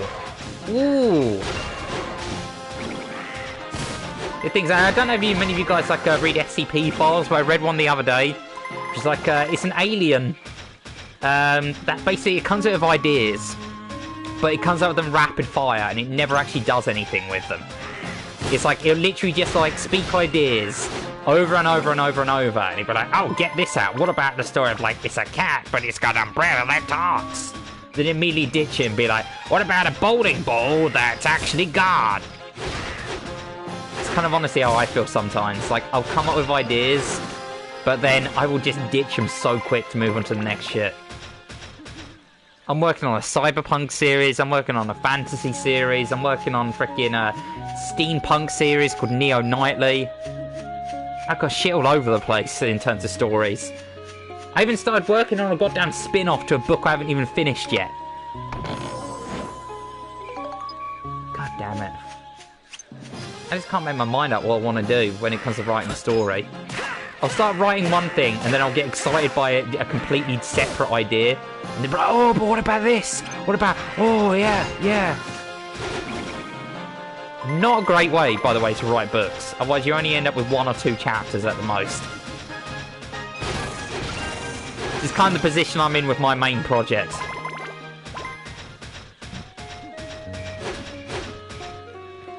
Oh, I'm going to open that one up there. Boop. Oh, hello. Healing coin. Ooh. Oh, hubba. Yes, sirree. We want that. We definitely want that. Okay, the healing coin. That's a bloody fantastic find. Okay, what that does... the coins in this... Basically, if we break them down, we synthesize them, it adds a special ability onto any weapon we put it on. What the healing one will do is it means we'll get a constant rate of slow, steady HP regen based on max health. I'm pretty sure Ed Green on the trilogy of books about a totally non-Ed Greenwood getting sucked into a fantasy setting he made that was bought by totally non-TIS and ruined. Ah, god fucking damn it, someone's beating me to the idea then. Ah, shit. Such a salty set of books. I can kind of understand where he's coming from, though. I mean, it's kind of funny, though. I'd totally do something like that if I had, like, a beef with, like, a major company. Right, fuck it, I'm going to write a book about how much they suck, but to avoid getting sued, I'm just going to change the names and make it ridiculous.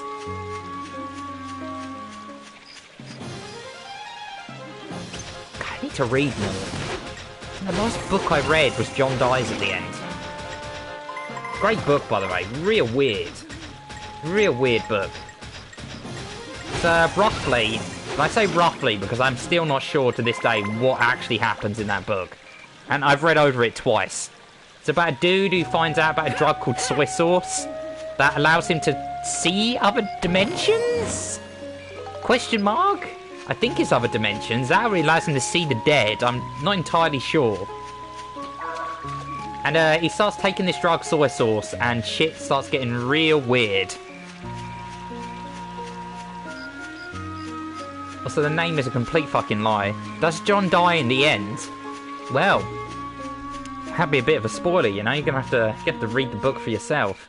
Spoiler, yes he does. Such a fantastic name for like a book. Just like, yeah, the main character dies at the end. Oh, okay, that's nice to know. I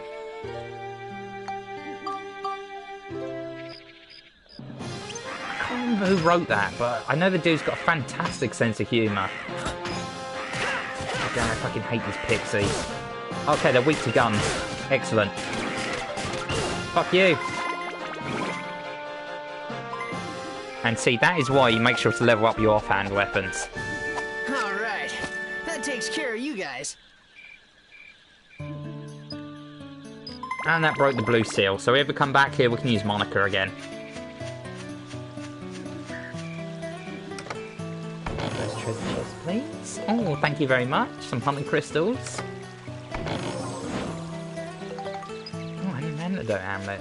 Hells yeah. Alright, where's up? There's the fairy saw. Plop that down there. Timber! Alright. Nicey Zuzu. That's another geostone, another floor cleared. And I think we're so good on resources. Actually, before we move on, I will go back to the station again because I want Cedric to upgrade the ride pod.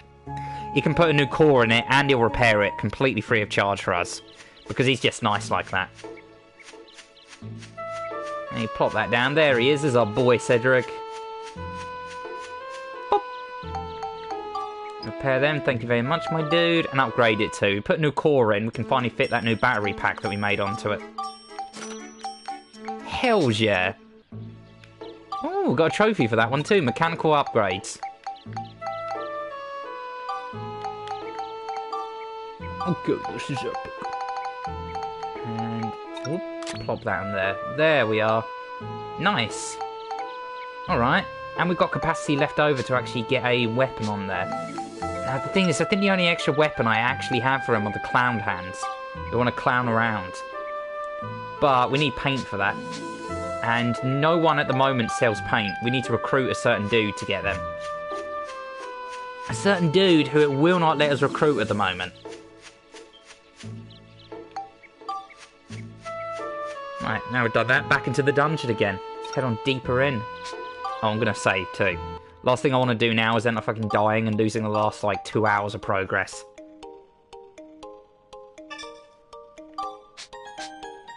Right, let's head back off on our giant grand old quest again.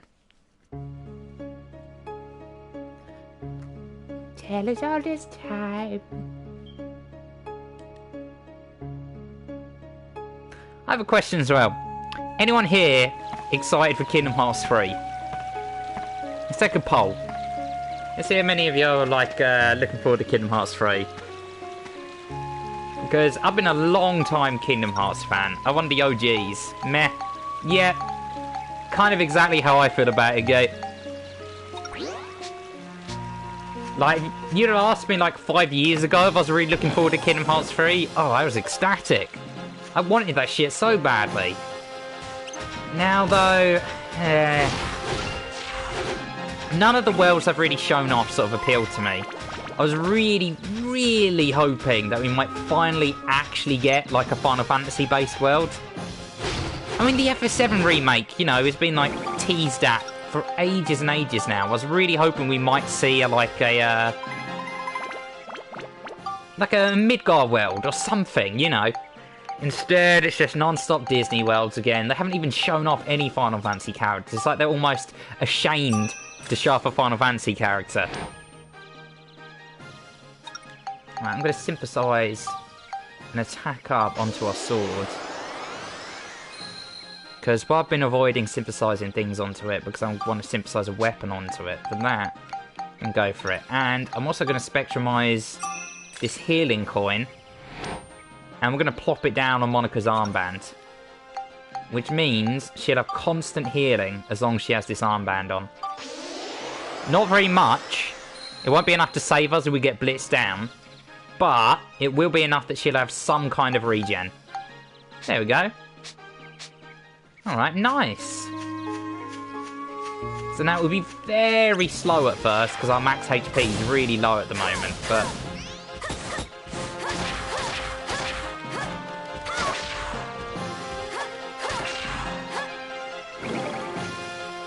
I do find it really strange, though, they haven't shown off any Final Fantasy characters. Like, I keep seeing people online saying they want less Final Fantasy in it. It's like, the fuck? I don't know, maybe it's just me, but I always thought I wanted less fucking Disney in it. I want less Disney, more of the Final Fantasy. I mean, hell, that's the whole reason I bought Kingdom Hearts in the first place. It's because, like, the back cover of it had, like, Cloud and Sephiroth squaring off. And I thought that was the coolest shit as a kid. I looked at that and I lost my goddamn shit. I was like, oh, Cloud and Sephiroth fighting! There were people whining online, oh, too much Final Fantasy, what more to Disney, please? What people really mean is they want less of the heart of the dark, of the lightness, of the heart of the dark heartness. Which I can't completely agree with, okay? I can get behind that. There's way too much of that, sort of nonsensical bullshit. 2 was pushing it a little bit, but then by 358 days, they had completely lost their shit. Birth by Sleep especially, you could tell they were starting to, like, go a little bit too far with it.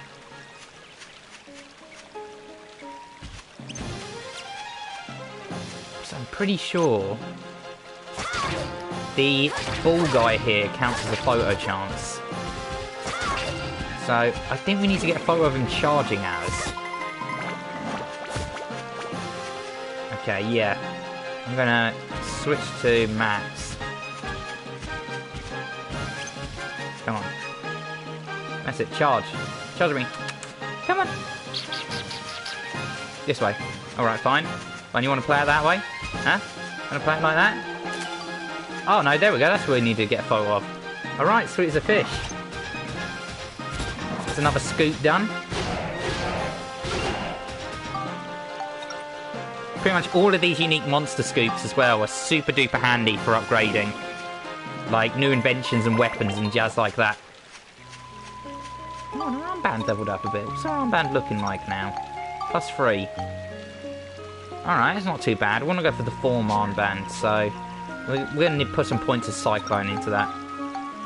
And that's +5. Yeah, once I get to +7, that's ideally the point when then you want to stop trying to like level it up anymore and just upgrade it. Because as soon as you're at 0.7, it's like it takes a long time to upgrade a weapon, and you pretty much hit the limit for how much attack you're going to get by leveling it.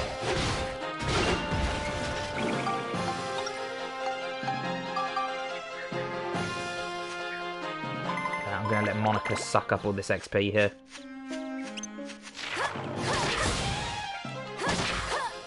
Damn, it's a shame we don't actually have a better armband for Monica. Because as soon as you get a decent enough armband, she can start absorbing elemental damage. And she flings it back in like a super duper attack. Gives her a lot of really good potential against ranged enemies like these dudes.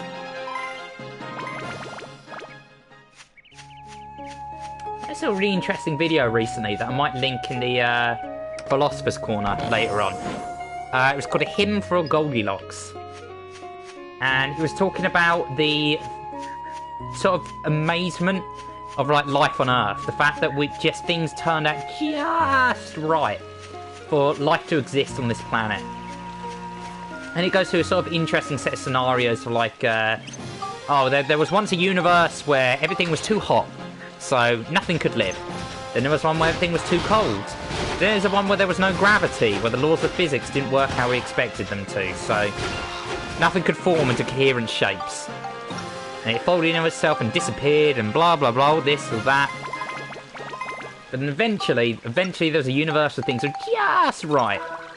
Everything just sort of worked out just well enough that life could exist. It's very strange because it's like, back in ancient times, before we had like a fundamental understanding of like science, you can easily see how we came up with the ideas of religions. But, and this is what I'm going on to say, I'm not trying to shit on religion here, because even now we have a really great understanding of like, you know, all the certain conditions that are required to sort of like develop life on a planet. You need to exist within a star's Goldilocks zones. You need to have just the right blend of heat to coldness, so the surface of it isn't scorched. You need an atmosphere. You probably need, if it's carbon-based life, then they're going to need to be breathing oxygen. So you're going to need plant life, which has a whole bunch of other conditions on it. You're going to need a certain line of evolution to have occurred. So it's like kind of... How are you, Praygon? Oh, I'm doing good, thanks, Seb, man. I'm doing good, just in a sort of pensive mood at the moment, just kind of thinking about things. Just kind of chilling. I've just had one of those sort of days where it's like, I just feel kind of tired today, you know? Just kind of woke up tired, if that makes sense. So other than that, I had a very good day, nothing too productive today, to be honest. It's a real sort of lazy day. Like, to me, streaming today has been the most productive thing I've done. It's hardly what I'd, like, count as being entirely productive, but yeah, fuck it, I enjoy doing it. It's something. It's like, I figure if I'm going to play video games, I might as well, like, stream it at the same time, because at least, you know, I'm being a lazy bum, but I'm being a lazy bum in a way that's, you know, somewhat building up skills and abilities. Because I've got this whole philosophy about life, where everything, literally everything you do is a skill you can get better at. And to me, doing something like streaming is like going to help me get better at, you know, public speaking. It's going to help me get better at telling jokes. It's just generally, I think, going to make me steadily better at being able to, like, socialise with people. I mean, obviously, the ultimate way to get better at that is to, you know, actually go out and socialise with people. But, you know, I'm sort of hoping if I stream enough, then I might actually start to get better at it and get to the sort of level of, you know, people like old Vinesauce Vineyard. It's a streamer I've got a great deal of respect for. Funny man. It's not a lot of YouTubers that I kind of look at and, like, actually respect. There's a lot I find entertaining, but Vinesauce is one of those dudes that is like, yeah, it's a hard-working guy. I respect that dude. So, but that's kind of my ultimate goal. So the way I see it, streaming isn't entirely a waste of my time, because I get to hang out with people, I get to talk to people, I get to sort of work on sort of my internal, like, monologue being spoken out loud. I mean, Lord knows I'm much better at sort of, like, talking to people on streams and, like, just getting all the technical stuff done now than I was, like, when I first started doing this shit. Like, you go back and watch some of my first ever YouTube videos, it's like, I pretty much had to use other people as, like, a crux. Crux, is that the word? Clutch? And I'm still not fucking great at it. I mean, I'm a boring fucker compared to some of the, like, bigger, more charismatic boys on this shit, but I try my best, you know? God, I really went off on a tangent on that, just gonna ask how I'm doing. What about you, Sebo? How you doing, man? You been up to much recently? You got any plans for the weekend coming up? Or you got any plans old Halloweeny? I love Halloween. I've said this a few times on the stream before, but it's like, a lot of people just, like, look at me funny when I wish them happy Halloween. They're like, Halloween, you know, it's like, yeah, whatever. But it's like, no. It's the one day of the year, you have an excuse to dress up like a twat. Now, for me, that's a magical thing.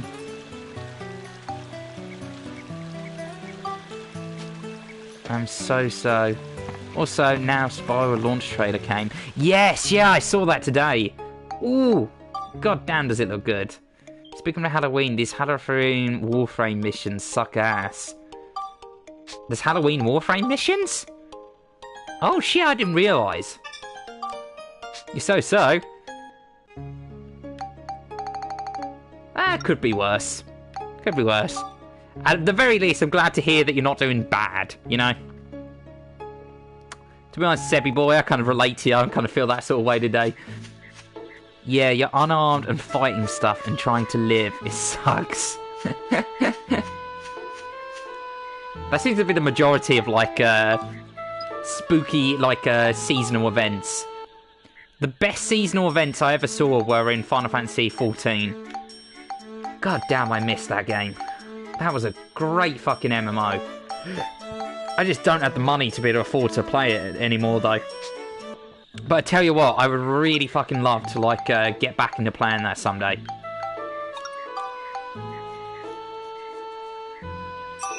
That great Halloween events. You have to go through a haunted mansion and everything. They had, like, a little spook rise, like a little haunted house thingamabob you could go through. It's really fun. Can he get... Yes, I can put more attack on the sword.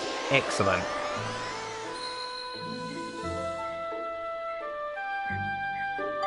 Nicey, nicey. Should I increase the durability on our sword? Maybe. I don't know. The guys I saw said you probably never need to... Ah, fuck it. I might as well. Yeah, I'm going to put a durability crystal onto this so it breaks down less. It wasn't really my cup of tea, but perhaps that's due to my folks I played the game with. Yeah, it can be quite determinant on who you play the game with. Thing is, I played a lot of it solo, but I'm such a fucking massive Final Fantasy, like, nerd boy, that just literally on nostalgia alone, I'd get it. I would get into that shit, and I would play it and play it and play it and go through just ridiculous amounts of monotonous grinding so that I could see, like, ah, that's the main boy from Final Fantasy IV! Woo! Yeah, I'm one of them sad fuckers. Oh, Dusty took an assessment last week. Oh, yes, a transcript gig! Oh, logging, I'll find out in 2 weeks and we're up to snuff. Wishing you the best of luck. Also, what exactly does said Scranto River entail? Ah, see, Gate, Dust's doing the exact same thing I did. It's like, I have no idea what that entails, but it's like, I'm gonna say it in a smart way so I don't sound like a dum-dum. I see through your clever ploys, Dusty boy. Straw house, a shed, a pot, rough wooden fence, bench, cart. Oh, wooden bridge. Alright, alright, alright, alright. Now we have that wooden bridge, I can actually start, like, designing this place. Weapon shop, Maline relied. Okay. Okay, let's make some bridges. We're going to want at least 2 bridges. Oh, I can only make 1. You want 2 bridges? I'll give you 1. Alright. Oh, we're going to need a whole bunch of rolling logs if we want to build houses. Right. Okay. Okay, right. I need to get some rolling logs off of our little dwarven friend. I don't have a clue, truthfully. Come to the geostone you brought back this time. We want to bring Jurat back. We need to get someone who knows about trees to immigrate to Sindane. Someone to immigrate? That's right, there are a lot of people living in Palm Brinks, right? We've got to get these people to immigrate out into the world. That way the future will develop. We're going to build a world, and Palm Brinks is going to pay for it, okay? I see. And so, what we need right now is someone who knows about trees. Max, you know anyone like that? Someone who knows about trees. Oh, I've got it, Gordon. Gordon? The trees are fucking raw! Yeah, it's our gardener. He's an expert on trees. He's perfect. I bet he's in our yard right now, tending to the flowers or something. Really? That's great. Let's go! Let's go! I went to Palm Brinks for Gordon, the gardener. He should be in Max's yard. Alright, sweet. That has unlocked us being able to recruit people. Oh, can I get a picture of that sunset? I don't know.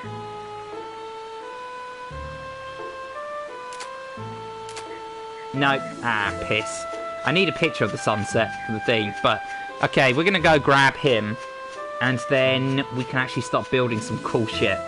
I'm also going to want to buy a whole bunch of rolling logs, because I need to build some houses for these people to actually live in. There's not much of a point recruiting people if we then have nowhere to move them into. And I don't think they'd appreciate sleeping just on the forest floor, a bunch of greedy fucks. Tapping out a dozen of 2-minute audio recordings every day or two for $15 audio per hour. Not too shabby for something to do in the meantime, at least. And yeah, it's not a bad bit of income. I mean, honestly, as well, like nowadays, like, have you ever heard of a thing called a digital nomad? Or nomad, even. So a lot of people these days just kind of take little odd jobs they can get online for a little bit of cash, rather than working a full-time job. So if you want the freedom of being able to, you know, just not be stuck down to one place. Honestly, it kind of appeals to me a little bit. I mean, technically, what we do with streaming could be considered, like, part of, like, digital nomadism. Nomadism? Is that a word? Fuck it, it is now. I'm gonna get a whole bunch more of these rolling logs, actually, because we need more of them. That wage you pay is misleading. Put audio out, suggest it can't be $15 an hour, though, realistically, eh? Probably. There's always a catch. There's always a catch. Something Redbubble when you sell a shirt for like $8, but then you only actually end up getting like $2 out of their total sale, if that.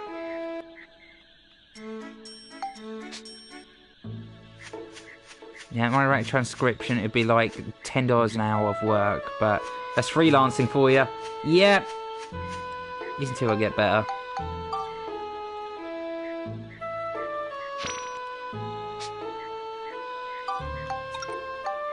If you're doing something in a way that's free, you probably aren't making the same sort of money as someone who's tied down. That's just the way it be. That's not terrible, though. I'd wager you can get better at that, earn more, and so that'd be nice, exactly.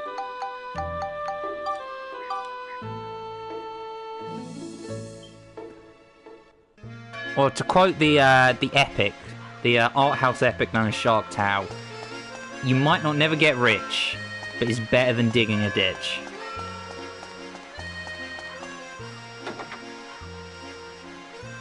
Right, let's start recruiting some people to move into the town. We're going to need Malene here. I think we've got to talk to her as Monica, actually.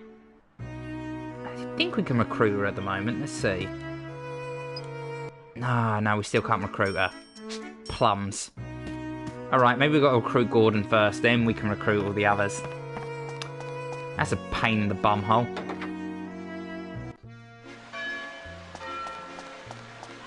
Right, Gordon is up here by Max's house. So that means we've got to go through this way to the upper section of Palm Brinks. Oh, also, we're going to want to get a photo of the moon while we're here. There's another character in the town we can only grab if we have a photo of the moon. Where are you, little moon? Come out, wherever you be. Aha! Oh wow, that's a nice photo. Real Castlevania-y looking. I'm actually going to save that one in our little photo album. One, because I think it looks cool, and two, because if we ever end up getting rid of it, we can just sort of pull it out again. Into album. You see, we've got a little album here that we're keeping, just of all the places that we've been to.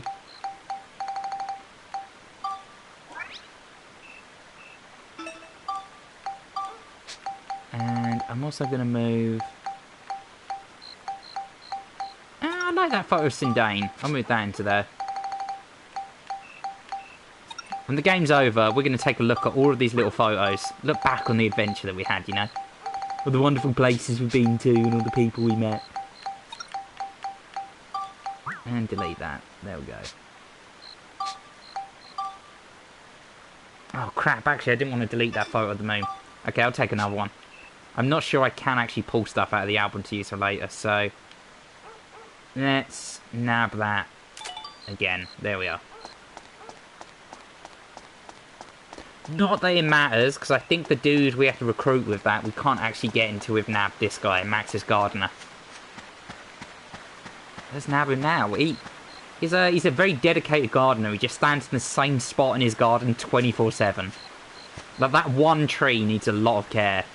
I've been about a lot lately. You're taking care of yourself. Something I can do for you. What? You want me to go with you on your adventure? I'd like to go with you, but this poor tree isn't doing so well. Taking care of trees and flowers on this property is my #1 priority, you know. It's also what I get paid for, you fuck. If I go off roaming about, I could lose my job. But some of the holy water that Priest Bruno says that the church would fix this tree. As you know, your father and Priest Bruno are on bad terms. Father would never give me money to buy holy water from Priest Bruno. I'm in a pickle. First you have to get him to join you on your journey. You'll fulfill Gordon's quest, then he'll join you on your journey and get on the train. All you have to do is follow the damn train, Gordon. You can check on your quest by reading your notebook located in the item menu. Alright, so we've got to get Gordon some holy water. If we give him some holy water, he'll join us. And I already have some, so whoop. Yes, Max, you've done it. Now I can take care of this tree. Thank you, Max. My work is all taken care of for now. Now I can go with you on your adventure, and your father will probably still fire me. And don't mention the holy water to your father, you'll hear. You can use his abilities and sets command menu characters in the main menu. If you recruit someone else to join your adventure, that person will get on the train.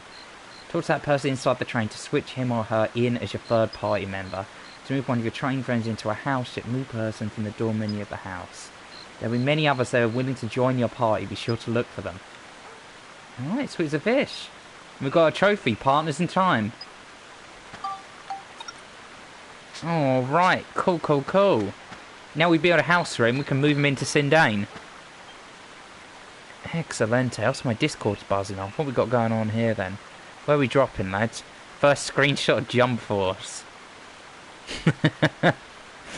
Oh yeah, shit, they added Yugi Moto.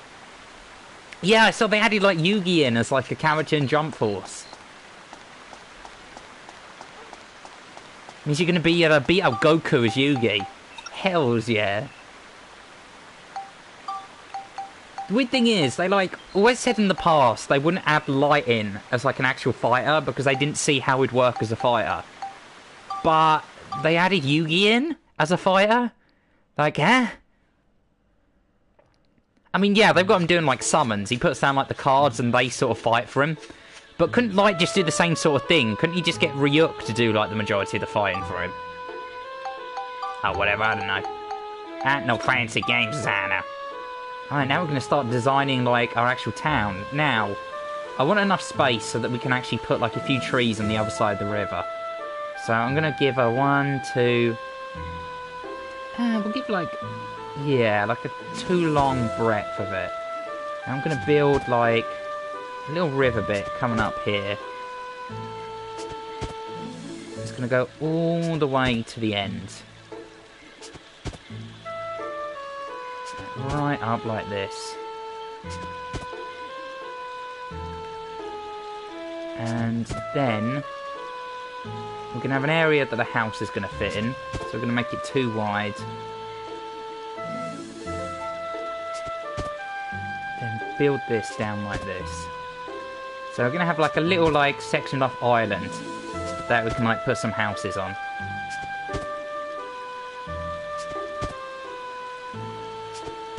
I hope we've got enough river pieces to make these connect up. Oh, didn't mean to do that. Okay, this is going to look so good once... Oh, no. Okay. I might have to shorten it down a little bit then. Alright. Alright, okay, I've got a plan. I've got a plan. We'll shorten this down. We'll still keep it the same width. But it's mainly it connecting at the bottom. That's like the main concern. But it has to be its own little island. I ain't settling for anything less. Connect that like that. And then... here? Will it work? Let's see, come on. Oh ho ho! Stupendous! There we are. Right, now we've got a nice little island there. I'm going to make some bridges to get us across to that. There's 2 little bridges there. Which we're going to place. Just here. And another one right opposite it. So people can get like on and off like the little island bit here. Right, now we need to make some houses. We'll make one house so far, one wooden one. And we're also going to make a... There's a little straw hut house that we can make as well. We're going to make one of them as well. Just... Oh, no. Okay, we don't have enough bundles of hay for that. Never mind. I was lying. Like a pot. A little bench. An iron chimney. And a cart. Okay. Can we make some more trees? No, we can't at the moment. Alright. We can, however, move Gordon in. Which, once we also place the eye tree and the nose tree, should be the first steps that we need in order to get the future to change a little bit. Place that down there. I'm also going to give him a little iron chimney on his house because I'm feeling generous. Like that. And a nice little pie outside his house too.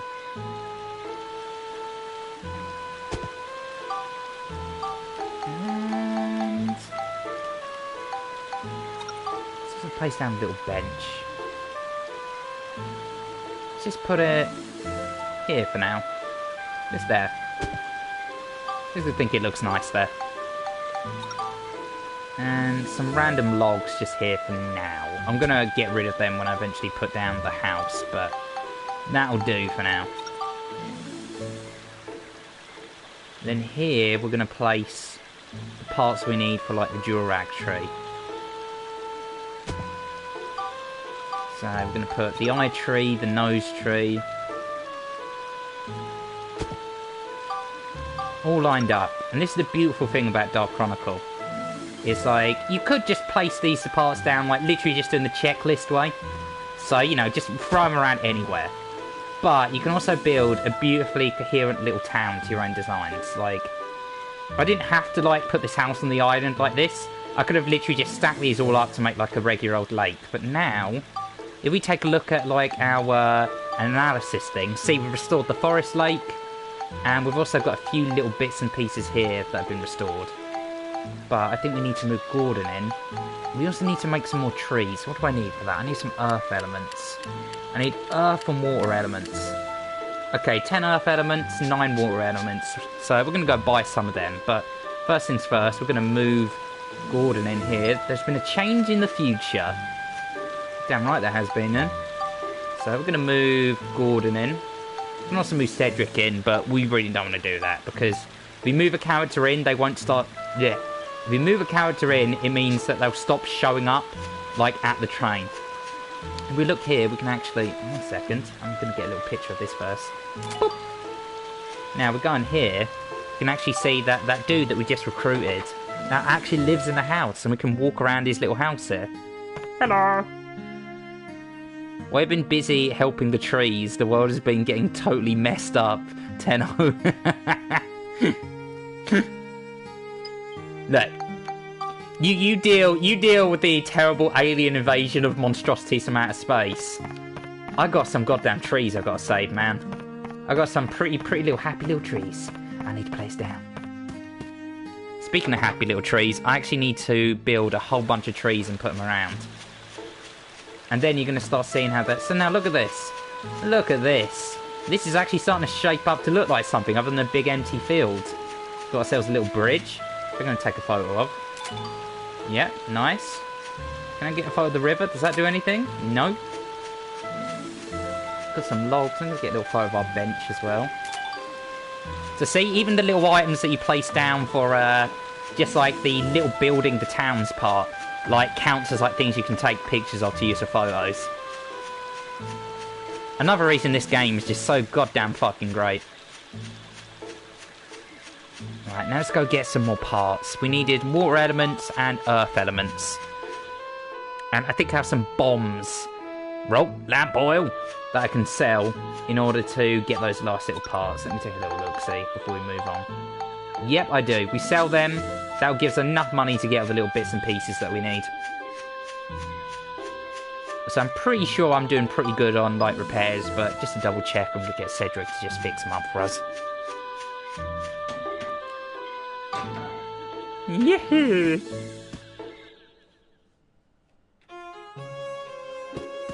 Let's check out this little dude at the back of our train here. Good old Conda. it'll sell us everything we need in order to, like, house building for a good while. Alright, earth elements and water elements. Okay. Oh, yep, need some money first, so we're going to get into the arms business, sell a whole bunch of these. And 9 of them. Oh, we need 10 of them. I don't know if we're going to have enough. No, we are not. But what I can do is we don't really need these silver balls so much, so I'm going to sell them. Just enough, so there we are. Okay, that should give me enough for some of them. And I'm going to buy some more sticky clay so we can build another house. Alright, sweet as a fish. That should give us enough we need to put down a few trees. I think the requirement is 10 trees, but we might need to put a bit more. And then we're going to travel to the future and see what our hard work has done to, like, change what was previously a completely barren, I mean, you saw it. It was sad. It was just sad to look at.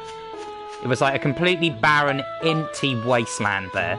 But now we're putting some stuff down. It might have actually started to change into something. But these are really nice mechanic, you know? It's like, because you get, like, the double satisfaction.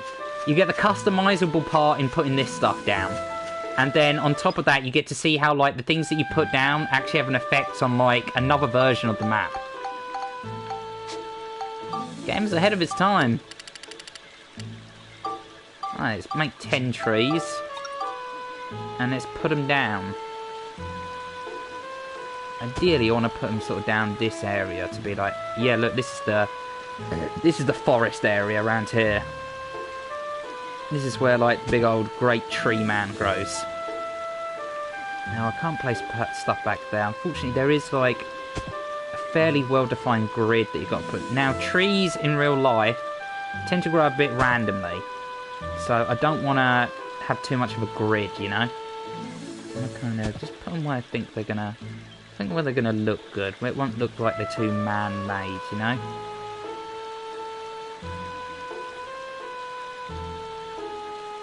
Well, maybe a little tree here. I'll move that tree later on because we need to put a house there. But for now, that works out well. That works kind of nicely. Have a tree there. Some of these will probably get moved around as we place extra stuff down. Some of them might stay where they are. But who knows, you know? We're just going to Bob Ross it. We're just going to say, you know, it lives there because I'd say it looks nice there. I'd say it should live there. This is your world. Do whatever you want. Back a little bit. When it comes to making nature, you don't want uniformity. Nature, for the most part, is not uniform. And yeah, no, we're only working fucking Dark Cloud's builder-based thing here. We're not making some masterpiece. But still, you know, aesthetic is important. Oh, is that not enough trees? Take a look. That was the guy on mushrooms, but nothing more than that yet. With a tree restored. What more do we need to restore the withered tree then? That is interesting. If I remember correctly, there is actually one for building a fence as well. So maybe that's what it's looking for. That's going to require some rough log parts though. Alright, let's go to the future now.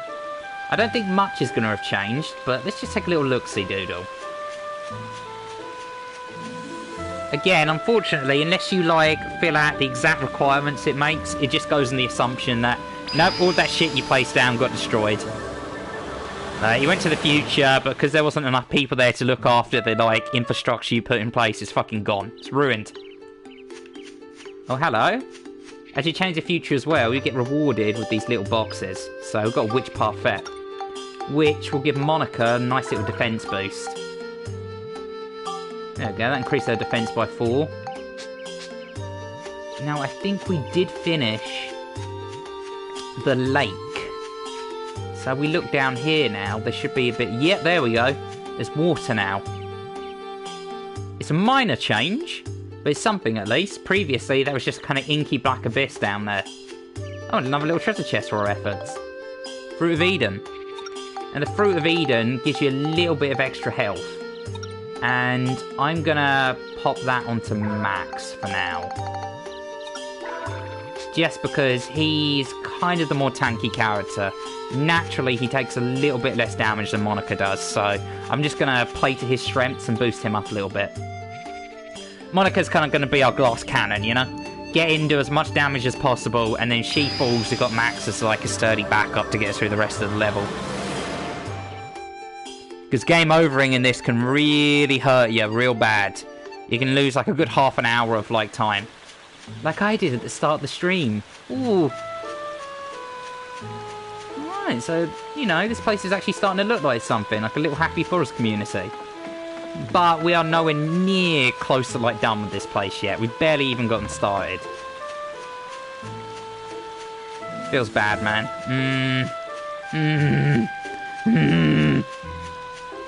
But it's okay. It'll be okay in the end. Right, we need to get more parts. You know what more parts means? This place does look pretty awesome for now. It's a good little start. It's a good feeling, you know. It's like, this game's like a weird combination between like a dungeon crawling RPG with like an element of The Sims in it. Like you gotta build up happy little communities of people and move them in, get it all like running nice and smoothly. Oh, there's actually only 1, 2, 3 more like little bits left on this like floor. Grotesque spider lady. Right, sweet. We only actually got like 3 more to do, which means the 3 geostones we get from this should give us all the pieces we need in order to finish off like all the requirements and actually build the society up to max. If you completely max out a society, by the way, in the future, then you'll usually get some really kick-ass rewards. The reward we get from doing this one, actually, will be really, really useful for Max. It's a gun that eventually upgrades into Max's ultimate gun, the Supernova. Oh my, look at this fellow. Look at this lad. Jesus fucking Christ. Have the furries gone too far? Right. Be gone! Got rid of him. Nicey, nicey, Zuzu. Right, we're going to put these points on Monica again. Just going to let him suck them all up. He's greedy for them points. And now we have this woman who looks like something out of a Studio Ghibli movie. In fact, all these dudes look like something you'd find in a Studio Ghibli movie. I can easily see this little fox with a rifle guy being like a character. Like some thick British accent, kind of like Hunter.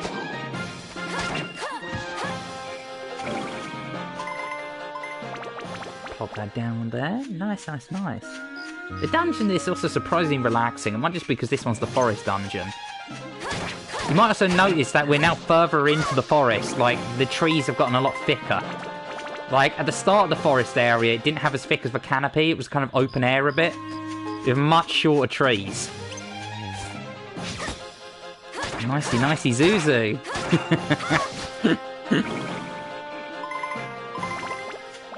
I don't even know why I say that so much. I got it from the episode The Mighty Boosh. Where it's like Bob Fossil just picks up a kid and starts swinging him around and around and around and launches him into a gorilla cage. Or just chanting nicey, nicey, Zuzu over and over. It just had me in hysterics the first time I ever saw it. It's stuck with me ever since then.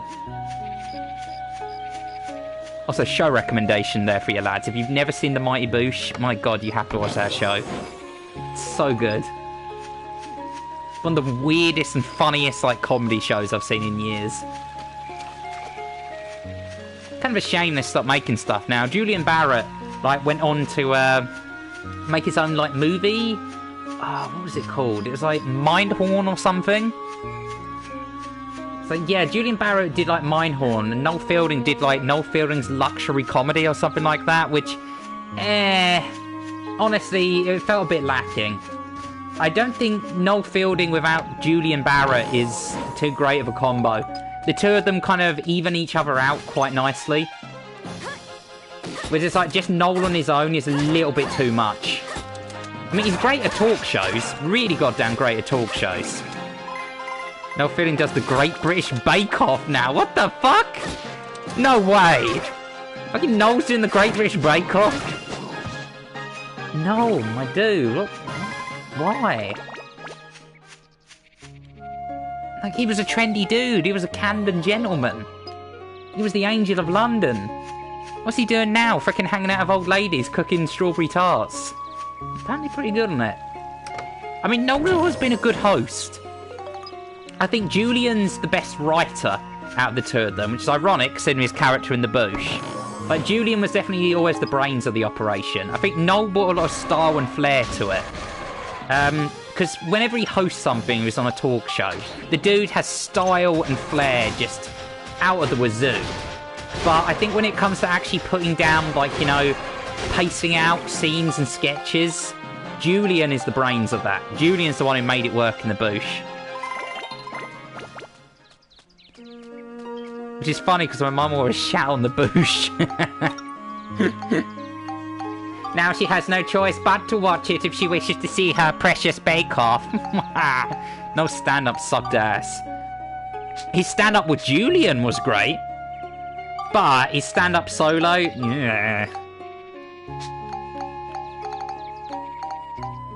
He's really good on talk shows, though.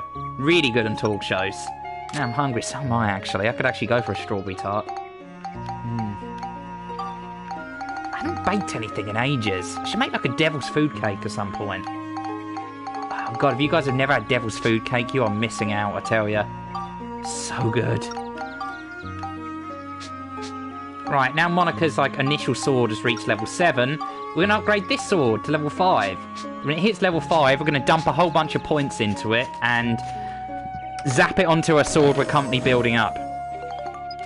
And then that means that she'll have a really decent, like, weapon for, like, very little effort. And we're going to swap back over to Monica, because it's her we're investing, like, all of our points in at the moment. However, it is currently going to mean that this weapon that she currently has is going to suck a bit. Like, we've pretty much hit the reset button on our sword. We've now got a sword that's completely unleveled. But, easy way around that is if we kill shit with the ride pods. Like so. Then just do the old whoop, whoop, whoop, whoop, boo. As soon as possible as well, we want to ideally get, like, a weapon or a coin that's got, like, ABS up. That'll mean that, like, all the enemies will drop a little bit more. Like, those little blue ability gems that we crave so thoroughly. Man, I wonder if nearby bakery has some butter tarts. That'd be a good snack. I tell you what's really goddamn tasty, man. And it's the most basic ass sort of food you can get from a bakery. But there's a bakery near mine, like a Greg's. Like, just down Chatham. It's a chain. So, you know, it's nothing too special. You know, chain sort of food's always going to be a bit compared to the actual real good shit. But I do like these triple chocolate chip cookies. Now, here's the thing. You get them late in the afternoon, when they've, you know, hardened up a bit, they taste like garbage. They're, you can get the same sort of quality cookies from just the Sainsbury's, but you get there early morning.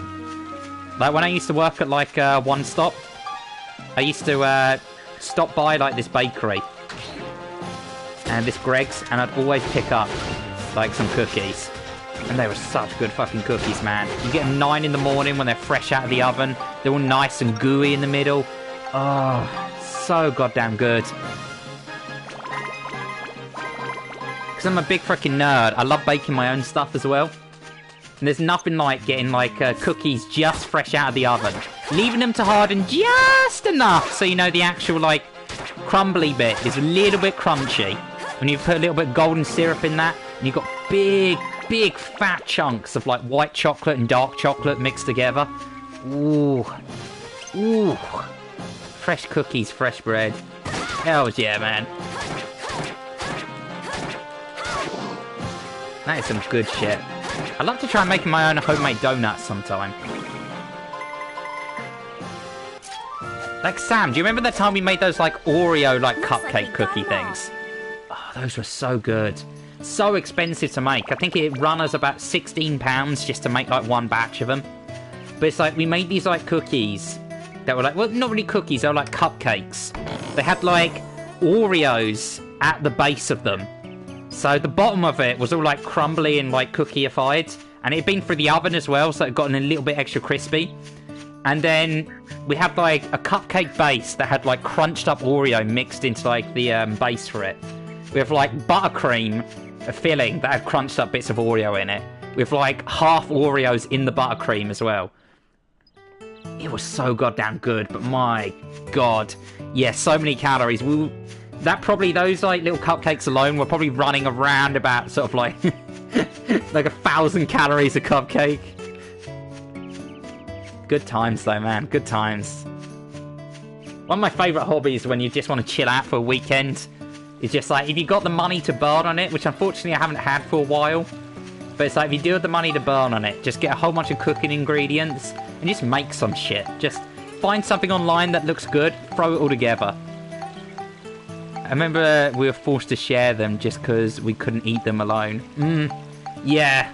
No, dude, they were so rich. So rich. Like, I'm really a big sweet guy. Like, I freaking love eating sweets and, like, freaking rich foods. But that stuff was even too much for me. They were like the size of an average cupcake, but you'd eat one of them and you'd be like, this is good, but please, no more. No more. I've made cheesecake in the past as well. I can get down the, like, base fine, like the actual biscuit, and like the, oh, cleared without healing. Oh, sweet, got a medal without even intending to.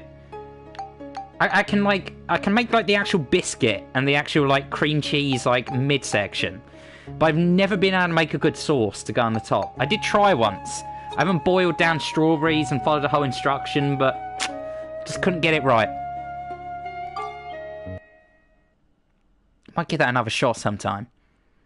One of my favourite ones when I'm just being a lazy asshole, but I just want something, like, tasty to eat, is like, I'll make like a biscuity base using like some crushed up digestives with a little bit of butter and sugar in it, with a tiny bit of like a, oh yeah, these floors are motherfuckers. You can't restore health or cure abnormal statuses. Yeah, any damage we take on this floor we're stuck with. Oh great, we've got some big boys around here that we're gonna need the ride pod for. I'm literally the worst cook ever, lazy and untalented. See, the thing is, I kind of had to cook. I had to learn it. It was real sink or swim for me. Like, when I reached around about sort of like 14 or so, it was during the time that like, my sort of stepmom at the time, like I was a real sort of, you know, do-it-yourself kind of like person. And I was living with like her and my dad. And they were pretty much like, right, from here on, other than, you know, the few nights when we got like, you know, your little brother over, or we're just doing something special, we're not cooking your dinners anymore. You've got to cook them. Which I was kind of fine with after a while. I bitched about it at first, and Jesus Christ, did I fuck up big time at first. Nothing as bad as trying to fry pasta, mind you. But I did fuck up a few times and burned a lot of food. But after a while, I kind of got a hang of it, and ever since then, I've kind of like really liked cooking. I just find it's kind of like relaxing, to be honest. I'm Yuri Loa when he's like, I can cook, and creates an egg salad, which was just an egg on toast. Game tech crew, strong course, great people. Yeah, one of Sir Haddock's roomies, or like at least dorm room, like dormies, whatever. One of the people in the dorm with him once tried to fry pasta. They literally put pasta in a frying pan and tried to cook it that way. Clever boys. Smart boys.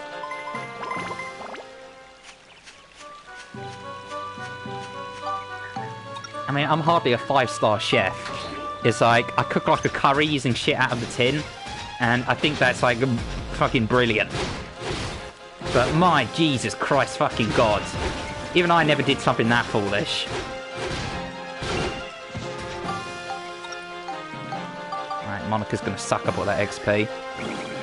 Yeah, well, Matt the Weave says he tried cooking soup in the microwave and it caught on fire! What? How do you catch a liquid on fire? What the fuck? The fuck? Do you feel like soup should be fine in the microwave? So that's really impressive. Yeah, what the fuck did he do? Did he like put it in for like 30 minutes or something in like a wooden bowl? The fuck? I'm actually really curious as to how that happened.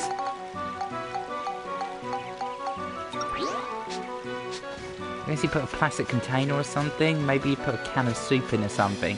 Did he put the metal bowl or some shit? Or leave a spoon in it? Yeah, putting metal in a microwave will fuck that microwave up good. Just burnt it. I forgot which it was. I don't know. Caught on fire sounds a lot more entertaining. I'm going to choose to believe that it, like, turned into, like, a raging inferno.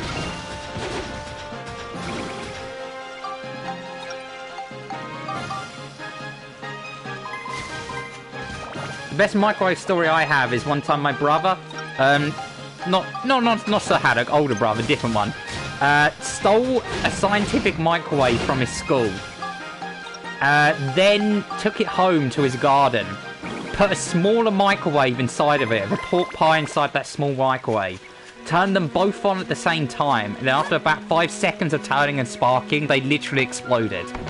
Left like a small crater in the whole of his garden he tried to cover up with an old sofa. Good times. Good times. Fucking up with the microwave is the point where you'd accept that you need to eat out of the trash for the rest of your life.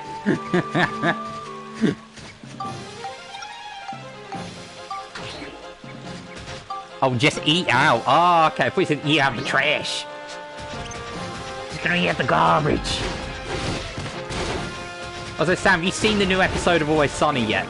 The one where they're doing the whole memories thing.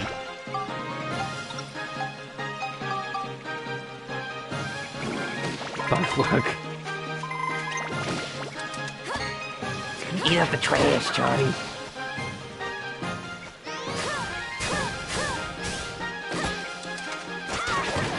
Oh shit.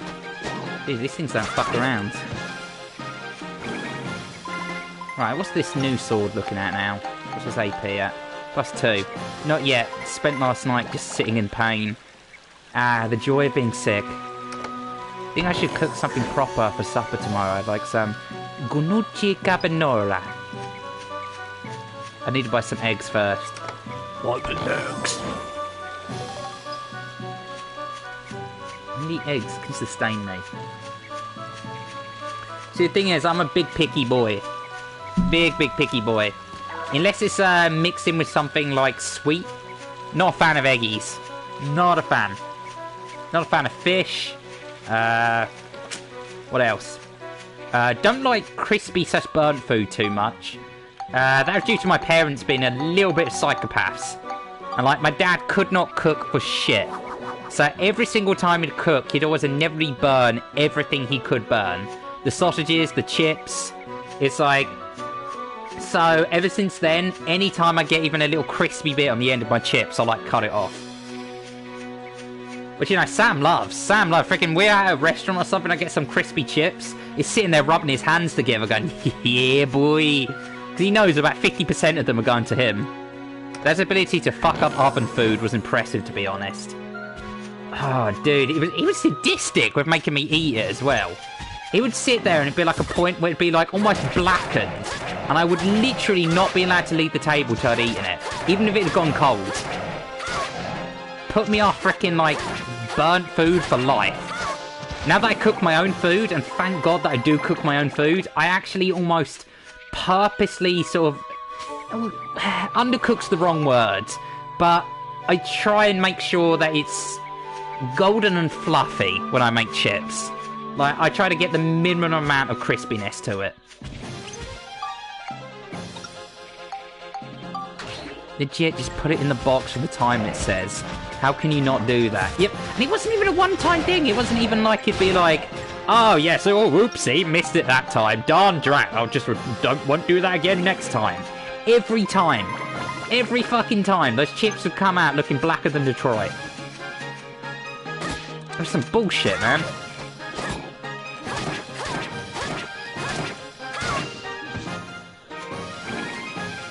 Praygon was picking an iron, didn't it? It was possible.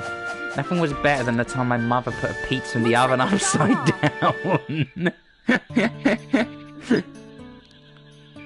And that's cooking preferences and capabilities were a noticeable incentive to learn to cook. That's actually a power play, honestly. I mean, you've got to think about it, man. Upside down pizza. Who even does that? That's new wave. That's breaking the mold. It's breaking the conditioning. Alex Jones would be proud. My mother is a great cook too. She just was distracted and fucked up. That didn't happen often. Yeah, I always remember your mum like being a really good cook, Sam, actually. Those were the few meals I actually got to enjoy. Because Lord knows, Anne and Dad's cooking weren't great. Anne was great at baking. I'll be thankful for that. I learned a lot about like doing bakery stuff, but... Wait, that wasn't me that said that, but that works too. Oh shit! God fucking damn it! I'm sorry, that was Dust who said that. Yeah, that was... God damn it. My freaking eyeballs. It's because I got fucking flux on. One sec, I'm gonna turn flux off.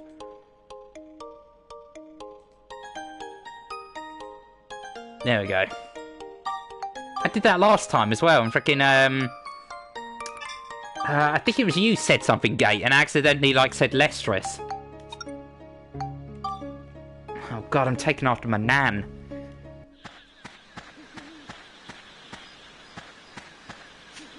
Hello? Alright, we've reached the end of the dungeon, but there's a tiny swamp here. Something kind of mysterious about it. Use squared open menu. Right, there's nothing we can actually do here at the moment until we restore more of the city in the future. Like, we'll reach sort of these dead end points a lot of the time in these dungeons, where if you want to get further, you're going to need to basically, oh, can I take a picture of that waterfall? No? What about this fence? No? Only 2 months and a day until the annual incredibly awkward Christmas Eve at Nan's. Hooray! Oh, she actually invited me out to, like, just have lunch with her. Like, sometime next week. I said yes to be polite, you know, but... Not looking forward to it. Not looking forward to it, to be honest.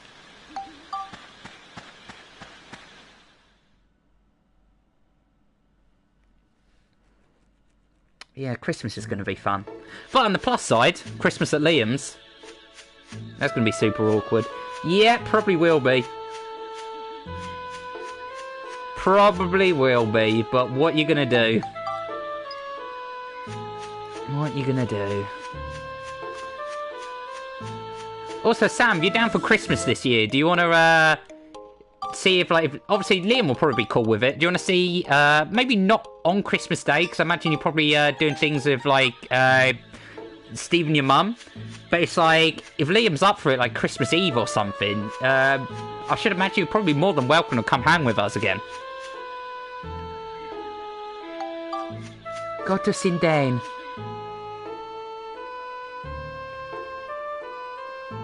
I can't believe Christmas has rolled around again. Fucking year flew by. Jesus, man, as you get older, shit really does just start going in fast forward. I'll be up for hamming. Christmas is one of the few times I get to come home this year.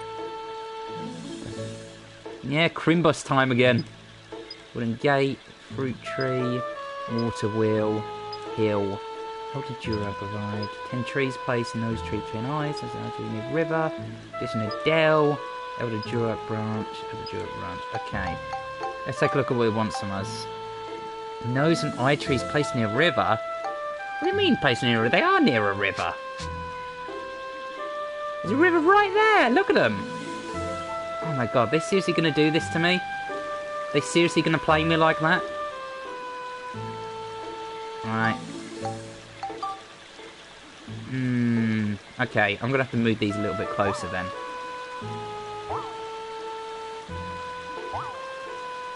Kinda glad I couldn't come home for my birthday, to be honest. That journey would have killed me. Yeah, travelling in a car when you're that ill is not gonna be fun.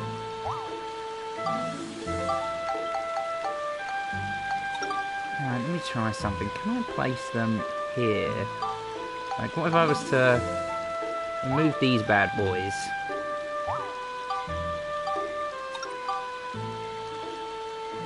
Will it fit? No. That's kind of annoying. Okay, I'm going to place it, like, here, actually.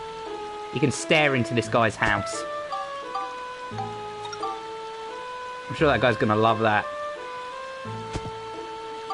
Wow, what a lovely little house here. There is one slight problem with it, though. What? You're going to have a giant tree staring at you pretty much 24/7. Oh, actually, wrong side. Wrong side. Wrong side. So, see, some of the conditions can somewhat actually limit your creativity for placing, like, the town. This one especially is some bullshit, the fact that these have to be so near a river. I thought I had them close enough, but obviously not.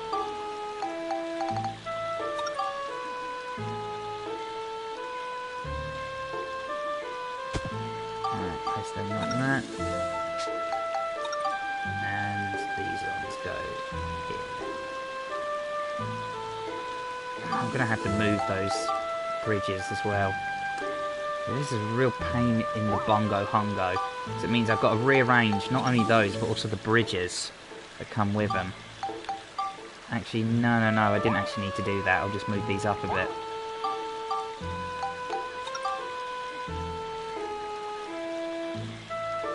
There's that. There we go. I got really sick in the car coming back from uni one time last year, and it really fucked me up because it was so out of the blue and awful. So now every time I go to the junction I got sick on, it comes back. Thank you, Breen. The mind is a powerful thing. Actually, you know what? Having that there doesn't look too bad. And he gets to stare in on Gordon. God fucking damn it, I hate you so much, Gordon. His big, stupid, bald head. Hope he enjoys living next to that giant eye tree. Actually, having those bridges off a little bit centre kind of gives it a bit of charm. Alright, let's put down these trees again.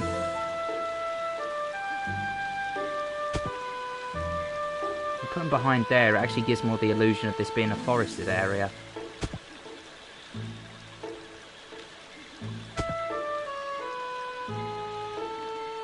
A few trees there and there. And have a tree over this way. Alright, sweet. Alright, now what can we make here? Oh yes, okay, we're gonna need one of those hills. I know that. Let's see, analyze this. Glide mushrooms with a tree, Elder Jurak revived. Aha! Alright, sweet. I think we've actually revived the dude we need to revive now. There's been a change in the future. Alright, let's pop to the future. So see, now we've got that down. We've got that near there. We've got some trees down. And we've got the gardener guy living there. That's all the conditions we need in order to fulfill the main little bit and piece we need for this. I also need to remove that guy from my party. So although I was in my party, he's not going to be restoring his ability points. Fuck.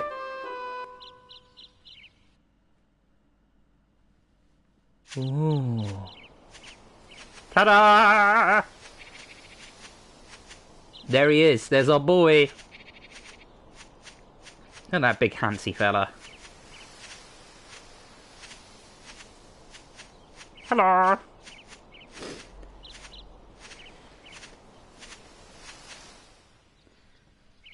Oh. Hello. So, you were the ones who woke me. Indeed we were. Somehow I feel like I've slept for a long time. Yeah, you gotta erase some history, man. It was gnarly. Jurak, we need you to tell us something. We need to know about a being called Emperor Griffin. We suspect he's a terrible monster who's taken over the forces of darkness. Forces of darkness? Schnoof. He's been playing with reality across the different eras. I don't know what his true goal is, but if we let him keep at it, the whole world may disappear. He even erased you, Jurak, by destroying your origin point. We've got to stop him, or there's no telling what will happen. Jurak, I hear you've been reincarnated many times, but you keep the memories of your ancestors from the distant past. Isn't that right? So somewhere in those vast memories, you should be able to remember everything that's ever happened on this planet. You must remember something about Griffin. Who he is, where he is. Please tell us, Jurak. We must know. Griffin. Let's see. I'm afraid I don't remember. I'm truly sorry. God fucking damn it. Do you know how much effort we've gone through to bring you back to life, you big fucking stupid tree? My memories must not all be back yet, I guess.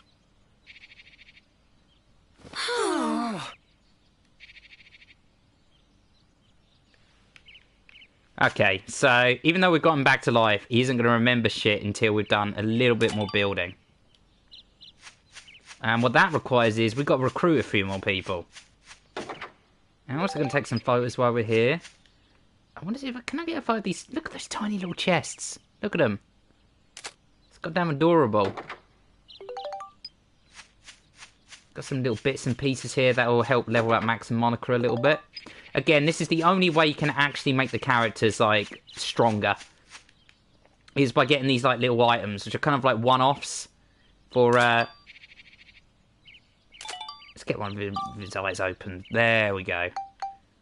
Move all those over to our idea thingamabob.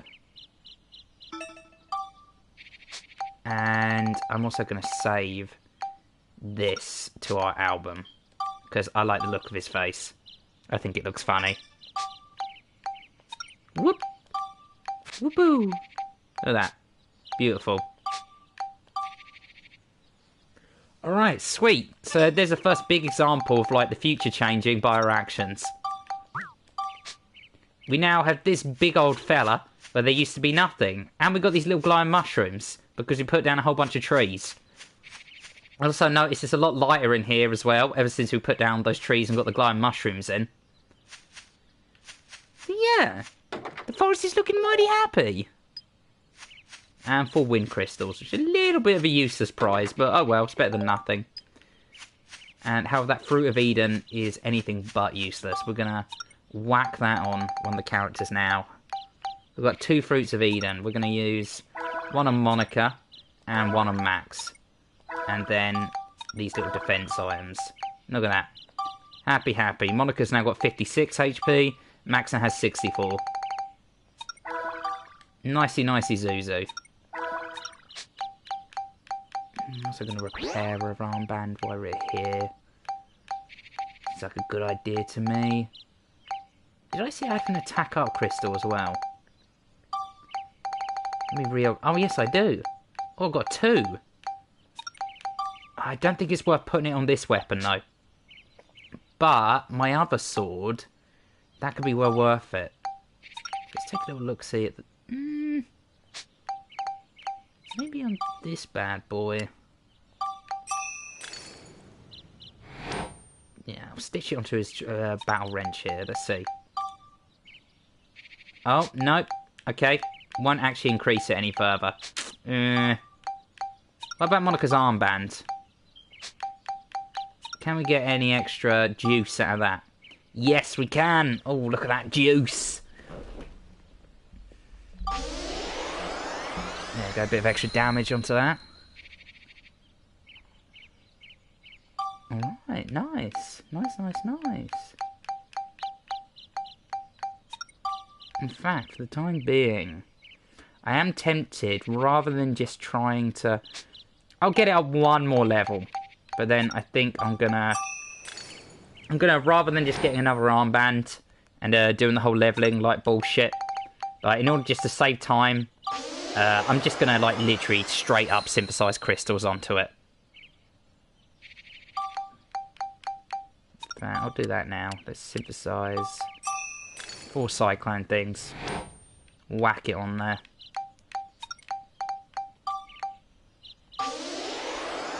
Which will also change the element of her magic now. She'll now be doing like wind damage instead of fire. She still needs a bit more. Jesus.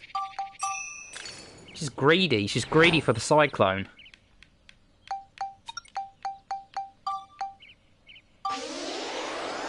Whoop. Got down there. There we go. Now that upgrades to Bandit Brassard. And yeah, I'm just going to upgrade it. Alright, she's now got steel on it as well. So now every hit with like a magic has a chance of actually stealing some shit from the enemy. Which is very nice.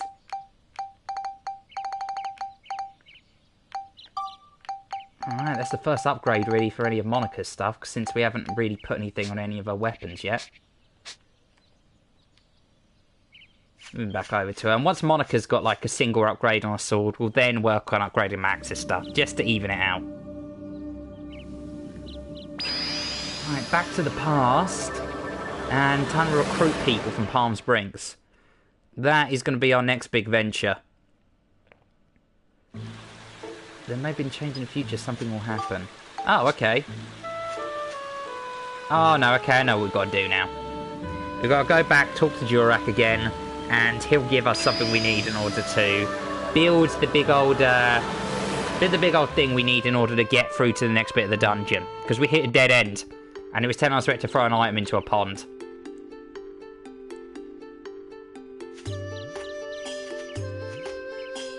Just check out what you got for us, my dude. My little tree boy. Oh, big tree boy, even. Master Jurak! Master Jurak, do you know about the rainbow butterfly? No, fuck off. Let me see. Rainbow butterfly. I've heard of it. It's a very rare monster, but it's not evil at all. We'd like to meet it if possible. What should we do? They like Lafretia flowers. You'll find the butterfly where the Lafretia grows. Really? Please, tell us, where does that flower bloom? Now there, I'm not sure. If they're not in bloom already, you'll have to make them bloom. Make them bloom? Ourselves? Here, I'll give you this. Whoa. Nose cannon.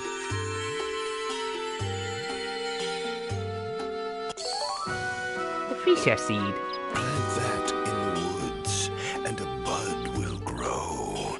But it takes more than that for a flower to show. Please don't start talking in rhyme and cursive. You'll need sundrops. Sundrops? They have the power to speed the growth of green things. Where can we get them? It's a kind of sap the monster Himara produces. You'll have to ask Himara. Hang on. Ask a monster? That's nuts. How can we talk to a monster? You must think of that yourselves. A badge box. To get a sundrop, first you need something that will enable you to speak with the Himara. Then this item is connected to your diorama to somehow work on your diorama, connect that Jurak's future world. Okay, so that was like a little introduction to Monica's special ability. Max gets the giant robot, Monica gets monster transformations. We pick up badges, which is the first one we've got to buy. The only way to buy that, though, is by going into like the future and making sure we've got the right shop set up. So now we've got to go back to the past and do a little bit more diorama building. A happy little fella. I don't know what I've been doing this time, I just can't seem to remember. That's a pretty nifty outfit you've got there, if I do say so myself. Thank you! Right. Oh, bop, bop, bop, bop. We go back to the past, go to Palm Brinks. We're going to go on a bit of a recruiting spree now.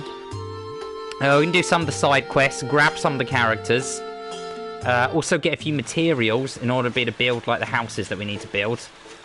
Because we're going to need at least 3 houses set up. 3 extra houses, that is. Including the one we've got for Gordon, to move all the people that it's going to want us to move in. We're also going to need to build a hill that we can put this house on. That's one of the conditions we've got to fulfill. We need a house on a hill. And we also need to surround a house with a fence. I remember that one. So we're going to need logs, we're going to need clay. And we're probably going to need some earth and life elements as well. Probably should have looked up the exacts before I went running out, but fuck it. You don't know. I'm going to put a robot thing in there. And this big old stinky boy. This big old stupid stinky face. Right.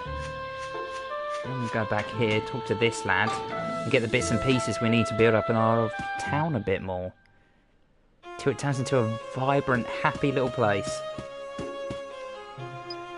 Hello, Conda. How you doing, my dudes, my fellow, my lad? Right, what stuff can we sell? I don't really need these bombs. Don't have any of the advanced bombs to sell. Don't want to sell any of my components, because, you know, it kind of defeats the point of building up my town if I'm selling components.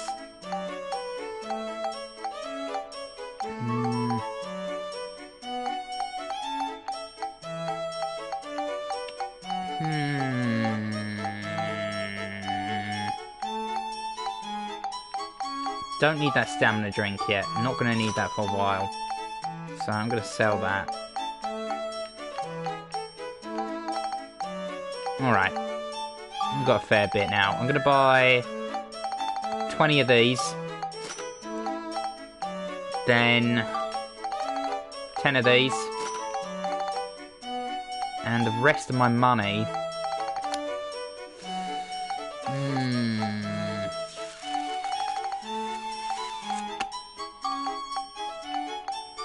I'll get 3 of these. And 1 of them. There we go. Right. I hope that's enough of an investment to get all the shizzle nizzle that we need. If not, then what are you gonna do?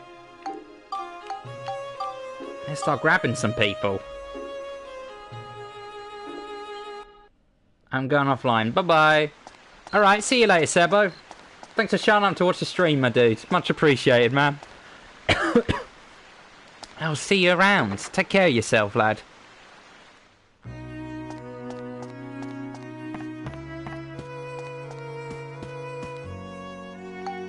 Be my friend. You're Monica, right? I've heard you're not bad with a sword. The swords aren't playthings, you know. You have to think about what's in front of you.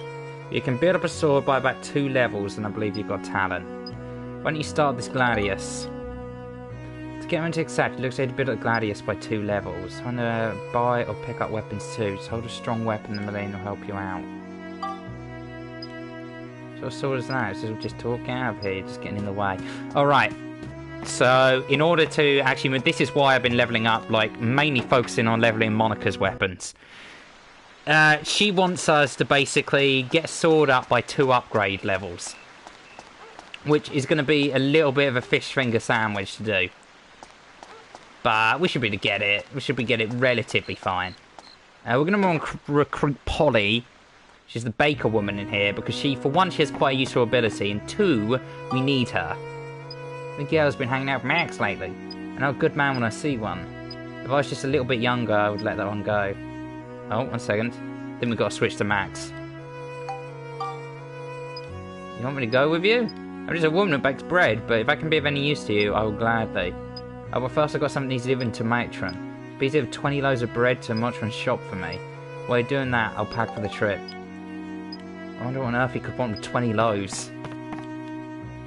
Right, this one's one of the easiest ones to, like, recruit. All we have to do is we grab the bread from here, walk into the item shop here, talk to this lad. Hello. Oh, you're having a party? Great. Why don't you do 20 loaves? So I'm having a cheese fondue party today. In terms of famous inventions, I'm a culinary combination of cheese, bread, and wine. It's mighty good. Everyone eats loads, that's why I need so much bread. But I don't want it delivered here, really. Sorry, Max, could you take it to my house, could you? No, it is, don't you, near the pumpkin field? Oh, so this is Mr. Pumpkin Man. This is the dude who's got way too many pumpkins in his house. It's a little bit suspicious, to be honest. What's the deal with the coincidental Halloween themed stuff recently? We've got pumpkins coming out of our eyeballs from this lad, and we also had freaking, like, Spider-Man the other night. Like, they were having, like, a Halloween little shindig. Oh, it's so hard to get, like, the word shindig out of my throat there. It was like... Can I get a picture of the sunrise? Don't want a picture of that, lad. No, I think I need to be in an area where it's more clearly, like... So look at those walls. Jesus. They built this town to last. There's a note. Today's party's cancelled because the cheese isn't thick enough, Ferdinand. Alright, so is that a good reason for me to cancel a cheese party? Oh well, what a shame, no cheese. Ah. Oh, that's a shame. That's a shame. Also, not a fan of cheese. Is there another thing I'm notoriously picky on? I like cheese in pizza. I can tolerate it on burgers. But if it's melted cheese over a lot of things, yeah. Ah! No, sorry, not for me. For that reason, I don't like lasagna. I hate them foods. Cancelled, what a shame. In that case, I don't need the bread. Can you take it back to Polly for me? I could be a Japanese voice actor, because I can only do 3 voices. I've got, hey kid, how's it going? I've got, oh hello. Or just my normal voice. The cheese isn't that bad, but it gets me in lasagna. It's the best, Kamal. What? How can you be so inconsiderate? Oh well, you have them. Never mind, let's get going. So where are we off to? Way, okay, cool, we're recruiter.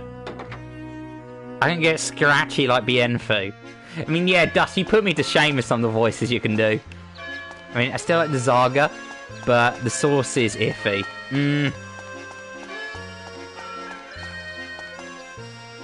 I'll be with you on that one. I'm just not a fan of the Zaga, full stop. It's just, I don't know.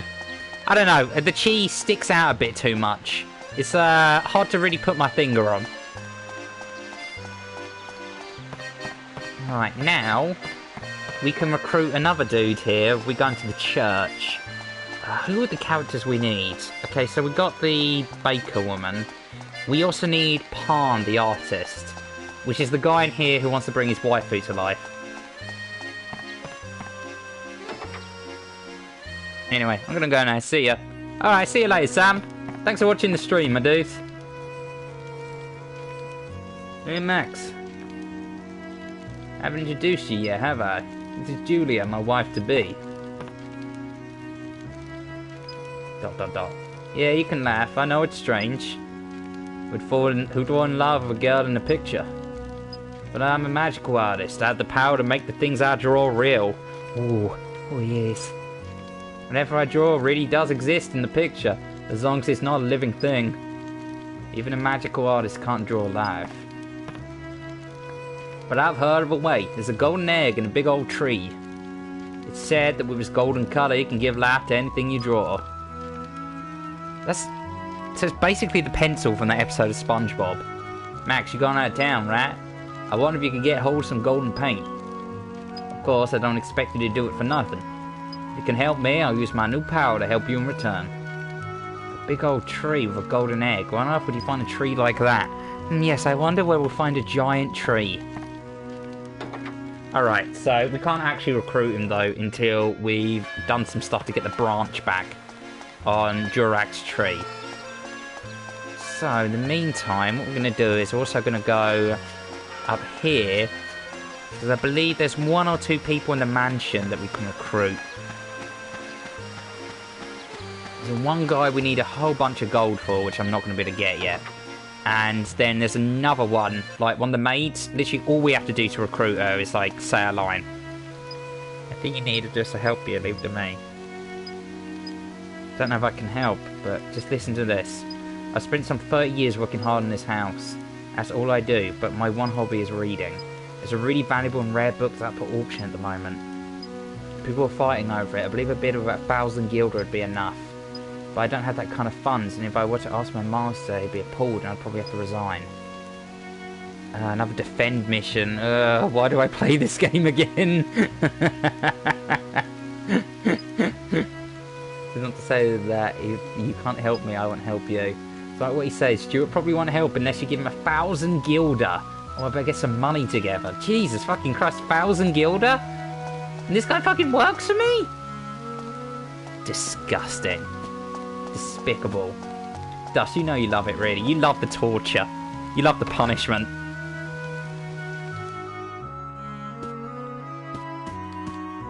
Hello, Granny. What was that? Can't you talk a bit more slowly? Right, we have to type this exactly, by the way. Otherwise, she won't come with us. Let's go together. Let's... You just have to do it exactly as it shows it. Proper pronunciation and everything. Apparently Granny has a very particular type of deafness that can hear grammar. Oh no, let's GPS.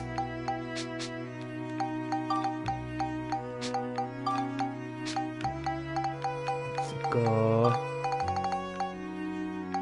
Got my starter place to 30 finally. Way! Good job, man. Good job. That'll go a long way to giving you a few little points to like leveling up. Ah, piss nuggets. Oh no, no. What am I doing? It's all going wrong. I've decided that shotguns are balls. The heck is pretty good. That's the weapon that I use. It only gets 4 shots, but it decimates almost anything. Like you get one like shot on it, boom, gone. Doesn't matter if they got shields or anything. Let's go together. Does it have to be in quotation marks? That's the thing. If it has to be in quotation marks, I'm going to shit myself. An adventure? That would be nice. And you as an old woman like me. Granny Rosa joined the party. Alright. The MK though? LOL. Oh, the MK, I haven't had a chance to try yet. I think I leveled it, literally just for getting some points towards my mastery thing. Not too sure how good it is. Yeah, good timing. There's something I wanted to talk to you about. I'm sure you know what I'm making on you. I thought that there was a sweet called cascargon, which is made using something called castana. I've managed to find that this castana grows in some kind of trees, chestnuts. So I thought this weather's trying to use chestnuts instead, but it's really weird. Chestnuts are sold out all over town. Apparently the mayor's bought them all up or something. Don't suppose you can help me out? Yeah, I can help you out. I got some chestnuts. I got some nuts. Yes, that is it. Thanks very much. Now I'm going to make us to go. I'll let you test some as soon as it's ready. Actually, is there anything I can do on your time? What, you want me to go on an adventure? Of course I will! What into this ask in the first place? Ferdinand joined. Well, hey! Alright, we're getting some good people in here. Easy peasy, just like that. We've managed to get 3 people in this like run the town so far. I know there's 2 others I can get fairly easily. I see, I really wish that I could help you more than anything, but I don't have any confidence in myself. I always seem to give up halfway and I've never seen anything through. When I was little, I dreamt of becoming a tailor, and I tried many times to make something, but I never completed a single garment. Oh, Jesus, I can relate to her so much. If I went with you, I'm sure I'd just get in the way. So sorry, but no. And dear, there's also a comment that's no good. Let's get her to try making clothes again. So if I try again and turn the magic piece on, maybe I'll believe myself again. But I don't have any materials I need. Would you be able to get them for me? All I need is sturdy cloth, thick hide, and a chunk of copper. Oh. Here, have these. Thanks very much. I'll try and make some clothes. I won't let these go to waste. Is she making? Okay, I think she disappears. We have to go find her again. Post constructor on a rock. Still don't have a post though. No idea why I get a picture of a post. You'd think it would be easy, but apparently not. There's not a single post in this entire town. MK1 Strun, using it for mastery, it sucks. I think I might have dabbled with that gun a bit. Yeah, it's not great. To be honest, Dusty Boy, it's like you can just avoid using it altogether. If you equip a really good melee weapon, then that can just carry you through most of the missions. Thanks for a completed garment. I didn't want to let the materials you gave me go to waste, and that kept me going to the end. I'm not completely satisfied with it, but would you wear it anyway? Green overalls. It's great to have finished something. I feel much more confident. I'll do the very best I can, so please take me with you. Adele! Oh, that's actually one of the characters we needed. Hey! And look, we've got some new clothes. Check that out. Nice. I like the red clothes more though. Okay. Alright. Now we're going to talk to Max's dad. Because even though we don't need him now, for the next area we go to, we're going to need him. So we're going to want to start his quest.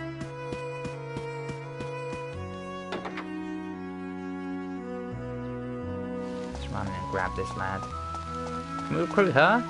I forget. Nope, no we can't. I think it's only named characters that can come with us. Pretty sure we don't need Max's servant yet, but we might need him for the next one. So that's just a case of having money though, so we'll come back to him later. According to Cedric, you've been off to something recently. You're good at a lot of things, but on the other hand, you never see anything through. So when you ask for help, it's hard for me to take you seriously just like that. I know, why don't you try to build up this trumpet gun to a bell trigger? Think you can do it? If Gerald accepts you have to bring him a bell trigger. You can build up the weapon you've been given, or you can buy a weapon, or bring one you find in dungeons. Alright, I can do that. All we gotta do is just bring a bell trigger to our dad, and then he'll accept us.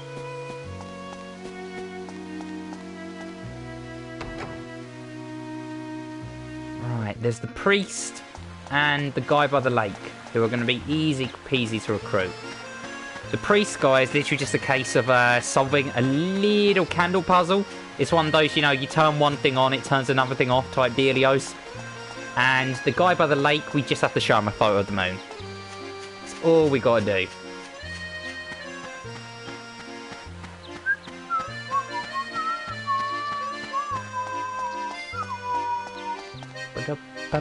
Ba-da-ba-ba-da-ba-doo-doo.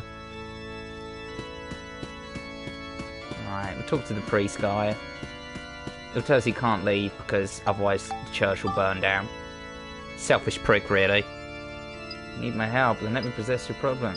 The candles church are controlled by a small mechanism. When they're lit, it puts them out. When they're out, it lights them.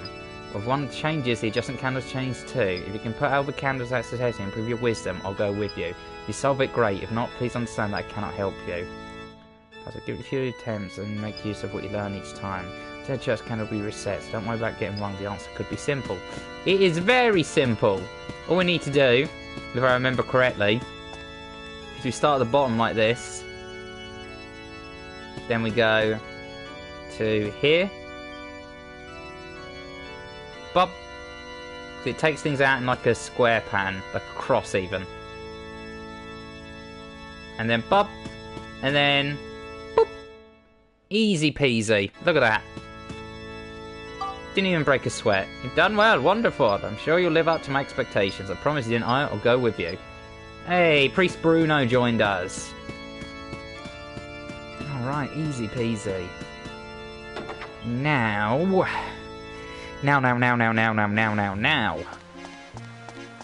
Rufio, which is the little moon man, can't you see? Which is just down by the lake. Just need to show him a picture of the moon, and I think I still have one around. If not, then this is going to be a bit of a pain in the posterior. Because it means we're going to have to wait until night time. Which could take a little while. And there's also a dude by the lake that wants us to catch a fish. So if need be, we can pass the time by doing a bit of fishing.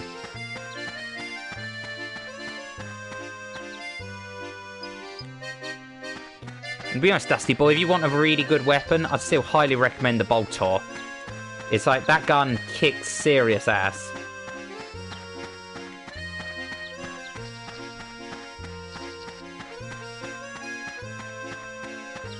Let's talk to old fish man down there.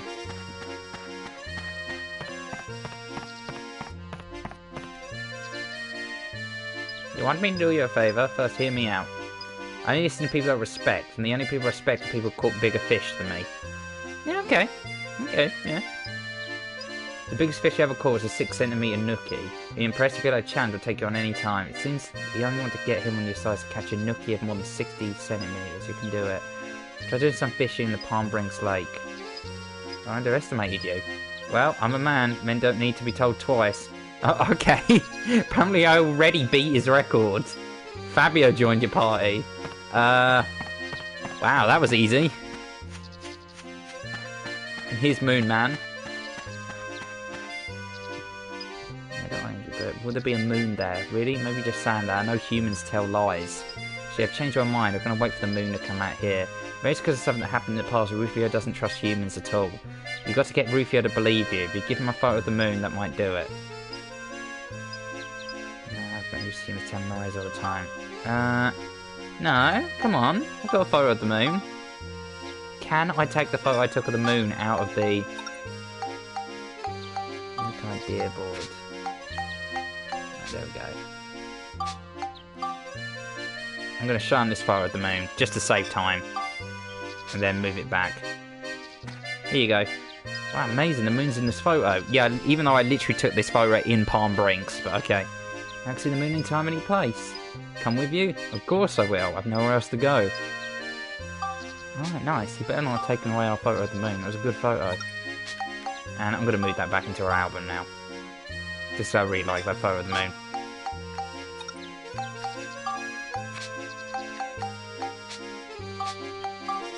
Yoo-hoo!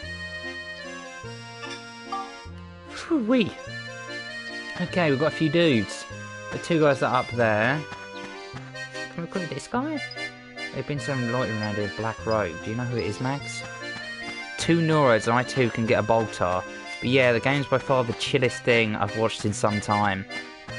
Yeah, it's a really nice, like, just like a relaxing run-around game, you know? It's like, you've got the really cool little dungeon crawling sort of aspect to it. It's like, this might be an action JRPG equivalent of the turn-based JRPG Skies of Arcadia. It's pretty damn epic. It's got a similar kind of feel, actually, from what little I've seen of Skies of Arcadia sort of style. It's like... Skies of Arcadia's one's a lot more the sort of like steampunk Sky Pirate sort of look.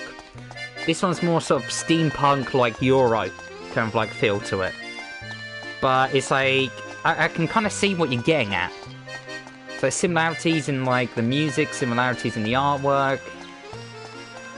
It's like very bright and colourful, almost like so like they're not cel shaded, these models, but the models, like, proportions are kind of out of whack in a sort of cartoonistic way. Somewhat similar to how Skies of Arcadia do its models. Now, is there anyone else in the town I can recruit at the moment? I'm just thinking about it. Getting crew members too, that's a similar vibe. They don't have a combat role directly, but play a role. Yeah! Same kind of jazz. Hey Max, you come looking for me? I've been waiting. Thanks to the castle walls, it sounds pretty safe. It's time for us to get going outside. It's good that you're always tinkering with the machines, but I wonder how strong are you? Fighting's all about speed and footwork. If you're any slower than me, it's no good. Why don't we give you a test? Run to the boat at the lake and back. My record is 2 minutes 1 second. If you're any slower than that, it's no good. How about it? You want to try? Oh, this one's kind of a bastard to get. Okay, we basically got to get all the way up to the lake by the boat and get all the way back in 2 minutes and 1 second. Alright, let's do this. Let's do this. I want to recruit this guy now. We don't need him until we reach the 2nd or 3rd map, but I want to grab him early. Ready, steady, go. Alright, let's do this. There's no way to run faster, by the way, other than just what we're doing here. Not that I know of, unless there's some kind of speed running strat I'm missing out on. We just want to try and cut corners whenever we can, and, like, just get to that boat. We go over, like, 2 minutes 1 second, then that guy won't join us. I really want to play Skies of Arcadia, by the way, sometime. Skies of Arcadia, was it a GameCube exclusive? Or no, was it Dreamcast? Am I getting Dusty Boy? What console was Skies of Arcadia on? Because it's a game I've heard a lot of about, but I've never had, like, the chance to play it. It's definitely a hidden gem. Dreamcast, then remade as GameCube as Skies of Arcadia Legends. Is there much of a difference between the Dreamcast and the GameCube version? Like, is it worth playing the GameCube version over the Dreamcast one, or vice versa? Because I know sometimes with these, like, soft remakes they do, they can sometimes be a little bit shit. Yeah, whoop. Okay, we've got to get back now. Super speed. Yes, GameCube gets more missions and all that. However, here's a funny trivia note. Lay it on me, baby.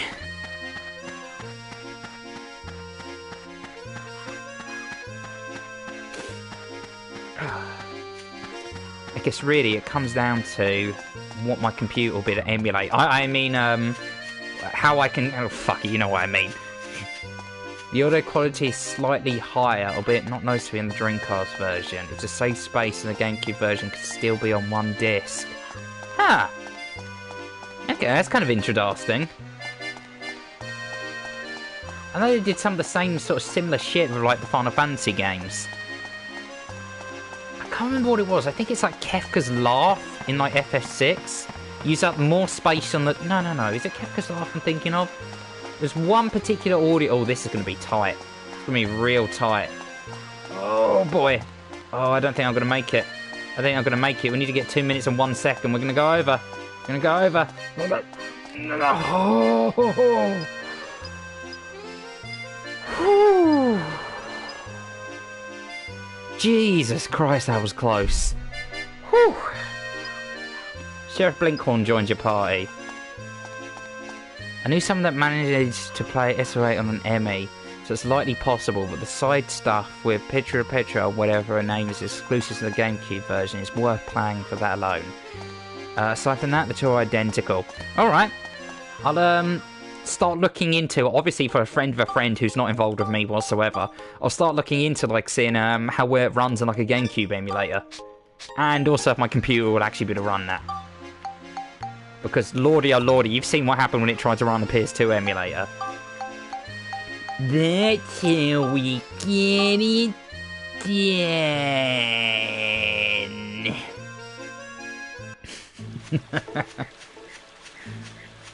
Alright, let's whack some stuff down on here then.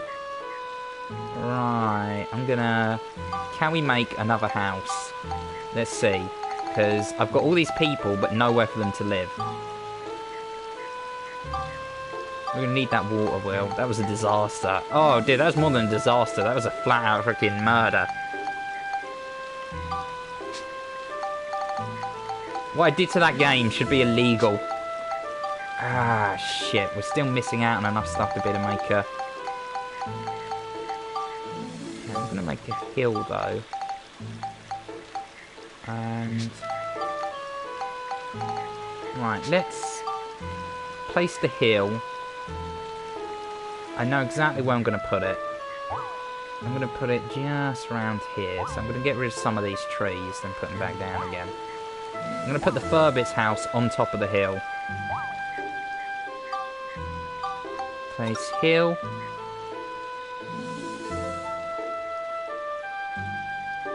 Oh boy, is it going to fit? That's the question.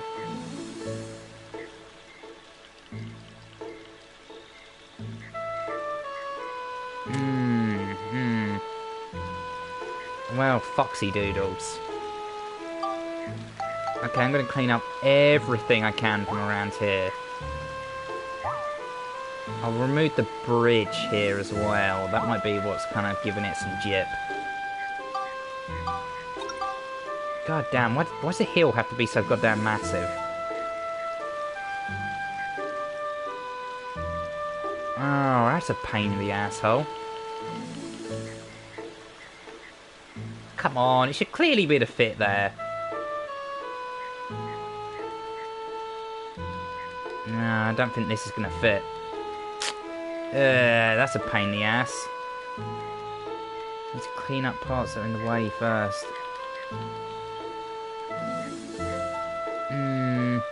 Okay. Okay, I've got an idea. I have a little sneaky idea. What if I remove some of these?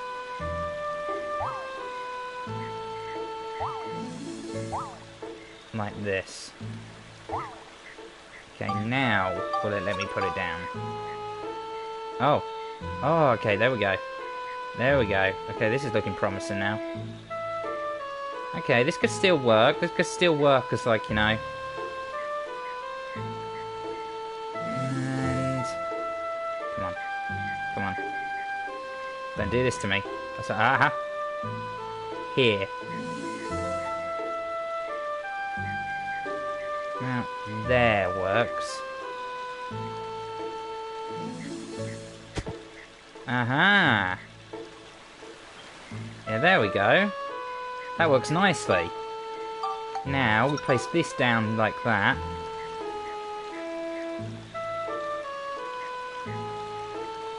There's got to be somewhere I can put a fence around this house as well.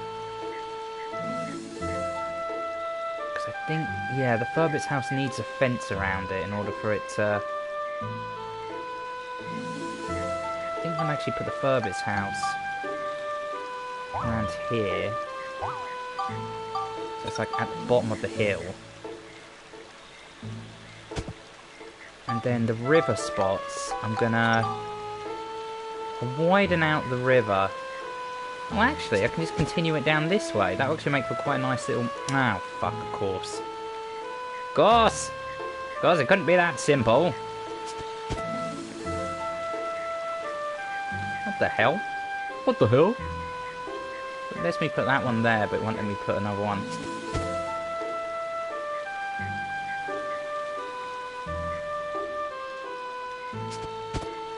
Put that like that. I stretch it out quite far that way, but it can't stretch out very far down that way. Okay, this can still work.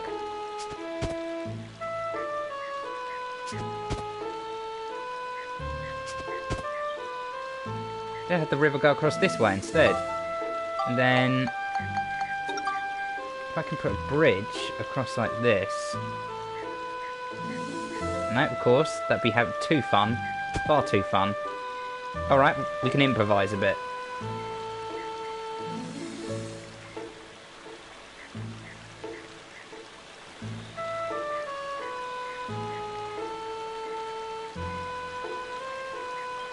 And like that. Let's put 2 bridges, actually. I think it'll look quite nice.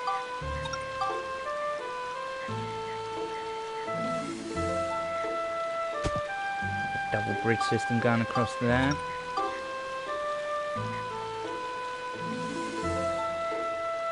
Nice little water wheel in the river here. So as you enter the place, that's one of the first things you see. Some logs, just to add a bit of atmosphere over here.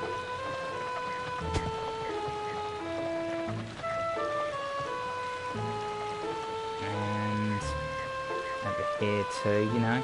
This is meant to be our forest area, so I want to give the actual impression that this is a forest.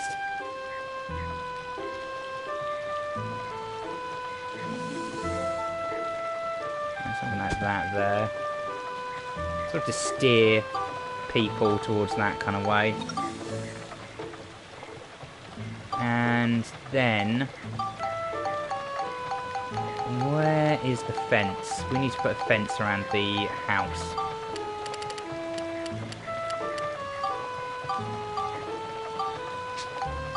So, not like that. Let's see. Watched gameplay the other day now, and I really need to play Dragon Quest XI. How there's too many games to play. Oh, I feel you there, dude. Freaking, like, in between me playing this, I really want to get Dragon Quest XI. I decided instead to get, like, the Spider-Man game. Like, I had a choice between either Spider-Man or Dragon Quest. And in the end, Spider-Man won out. But I also really want to get that Soul Calibur game. Like, the new Soul Calibur. It looks bloody amazing. Let's place these trees back again.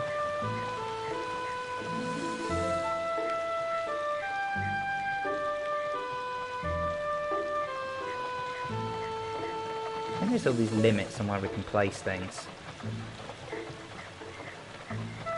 It'd be very nice if those didn't exist. Like these annoying little poorly defined borders.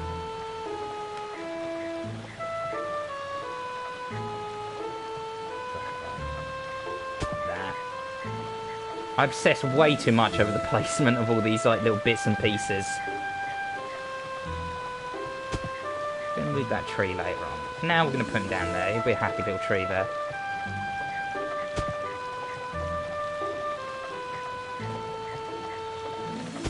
Him there.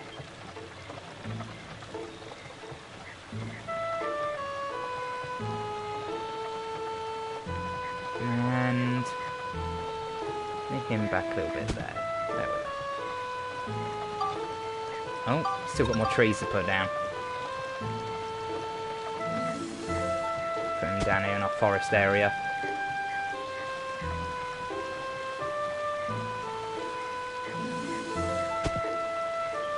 There we go. Alright, let's see how that looks now on this thingamabob. Adele resides in Sindane, Polly resides in Sindane, and Malign resides in Sindane. Some trees passed. Right, okay. Okay, so we're going to need to get another house. I'm going to put it on top of the hill up here. I think that's what we need to do with this. We need to get a house and put it on top of the hill, if I remember correctly.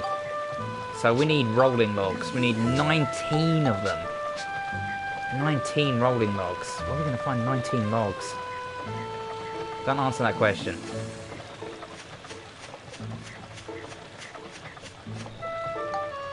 Let's go back to Sindane Station.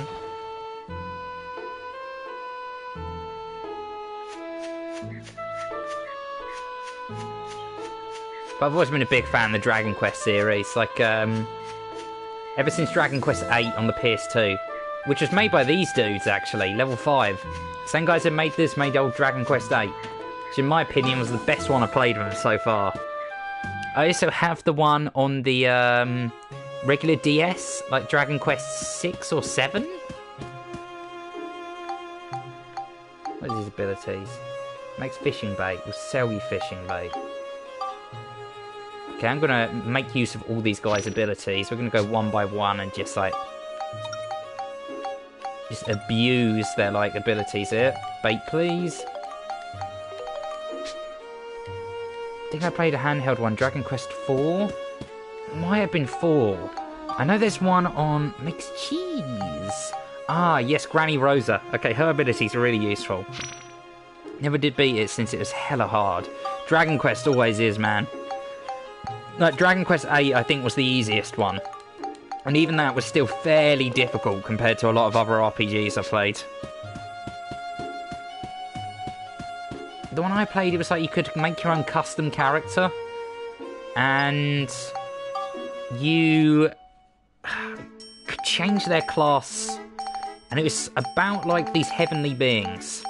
It was like you'd been sent down from the heavens to, like, defeat this big bad guy. He was driving the world a little bit doolally.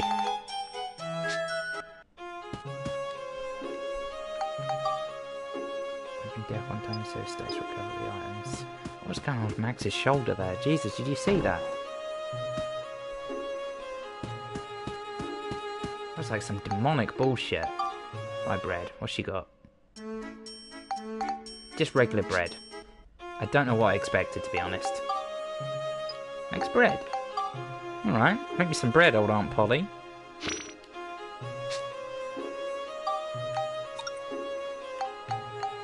Look at that face. That is not the face of a woman with mercy in her heart. Oh, we haven't got any room for bread.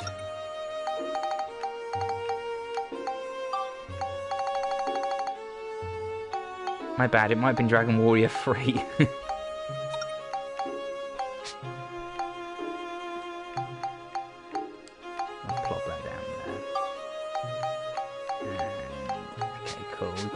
We could ever want. What does Adele do if we add her to her body?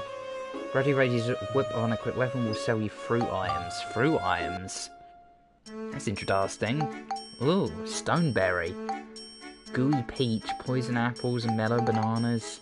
Tasty water. Cherry blinkhorn. Show me the monster notes. Wait a second, I already bought a book for this. This is a whole bunch of notes about monsters. You twasmongerer. Get out of here, Sheriff Blinkhorn. Never darken my door again. Makes premium chicken. I know the shit this guy makes can actually sell for a fair bit as well. So, we're going to use him. Cook up some stuff. Yum yum yum. My tum tum tum. And then we're also going to get some bombs from this guy. Get a whole bunch of rolling logs. Going to build the tailor shop. And then we'll be good. Then we'll have exactly what we need in order to get onto the next bit of the game.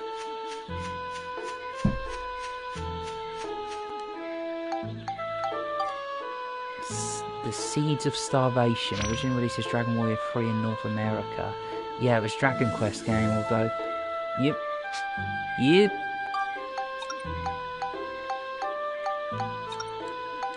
Let's get some bombs from him. Easy. Upgrade with him. Alright, tell you what, I'm gonna plop on this last little bit. And then I think I'm gonna take a little breaksy doodle. Just for an hour or two, just to get some food down me. And rest my eyes a little bit. And then I'll come back and figure out what I'm doing for the rest of the night from there, you know? We'll see, we'll see. But we've had a good stream of Dark Chronicle today, lads. We've got a lot of shit done. Got to start the Diorama stuff, recruit a whole bunch of people. And once we've moved this person in, we'll be well on our way on the next stream to actually face the next boss. Actually, I'm not going to sell that chicken, because it restores the whole reason I came in here. Need to get some rolling logs. Right, we want 19. Then, what else was it near? Oh yes, bundles of hay. I need 20 more Gilda. So, I'm going to sell... just one of these silver balls. There we go. Bish bash bosh. I think now we have enough. Yep, we do.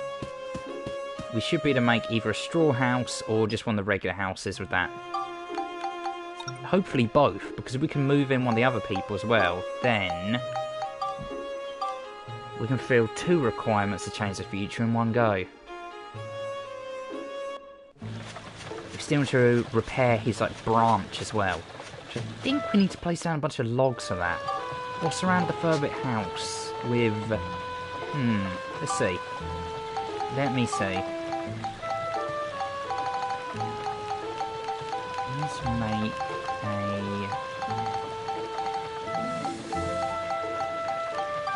regular wooden house.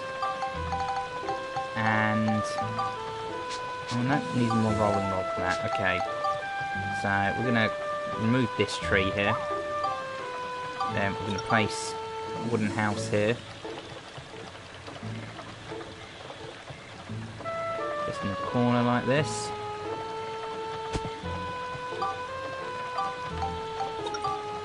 And replace the tree just like that.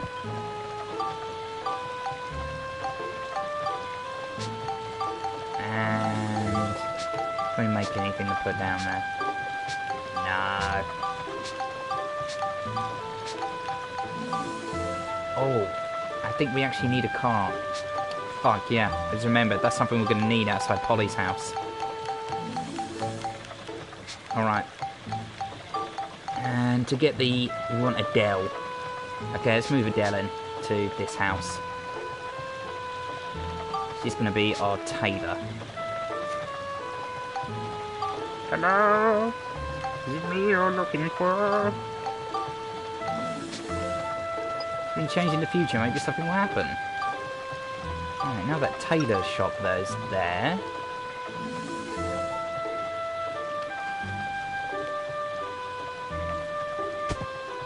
There we go. Right, now that's there. If we go whoop, zip zoop over here, we can actually get the thingamabob that we're going to need.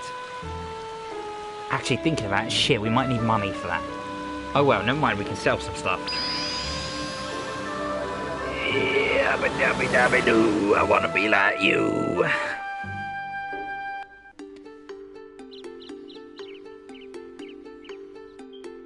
Hey, look at that. He's got a shop in his nose now.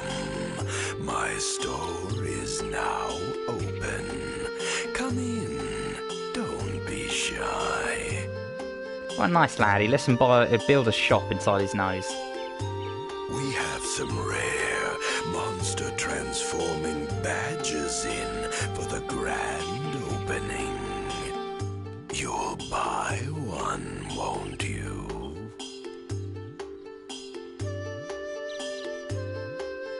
Hey. Have one then, please. Just got some monster transforming badges. Better get one fast before it's too late.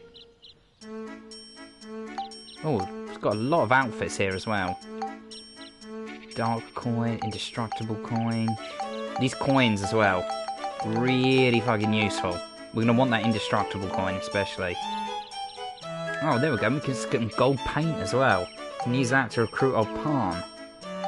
Now, we're going to need a Hamara badge and one of these gift capsules, but as you're seeing, money at the moment's a little bit tight. So, we're going to just leave that be for the time being. But what we are going to do is... Oh, okay, none of those photos count, but we did get one at the shop. So, for now, we've just done that. We've got the tailor shop up and running. And I think I'm going to call that quits for now, my dudes. And get back to a save point to save it up. Save all this jazzeroni. And then next time we start the stream, we're going to be finishing off the woods here. We're going to be adding the last few people in, completing old Durak's like nostril holes. We'll put a whole little bit up the top here once we've got the branches repaired. And everything will be fine and dandy like sweet and sour candy. Hells yeah.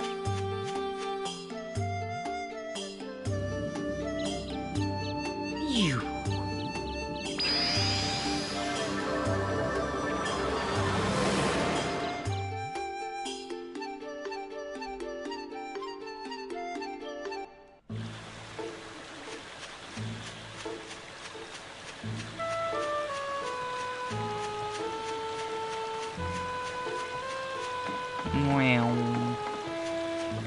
Okay, so we're starting to shape up a bit. A little dual bridge system here for getting on over to the little island. Look at this. Little water wheel here, turning away. Doesn't open up, sadly. Complete mystery as to what's in there. Could be a portal to hell for all we know, we'd never know. So, eatery, we need Polly to move in. We need, for the weapons store, we need Merlane to move in. Not sure exactly what we need to get the branches restored, though. 10 trees place. Well, what's the other one? A mystery for another day, I think. For now, let's scurry on over to that little save point. Yes, please!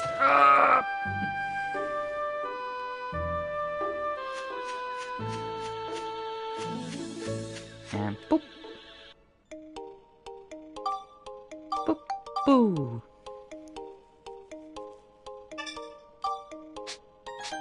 Okay. Hoo-wee.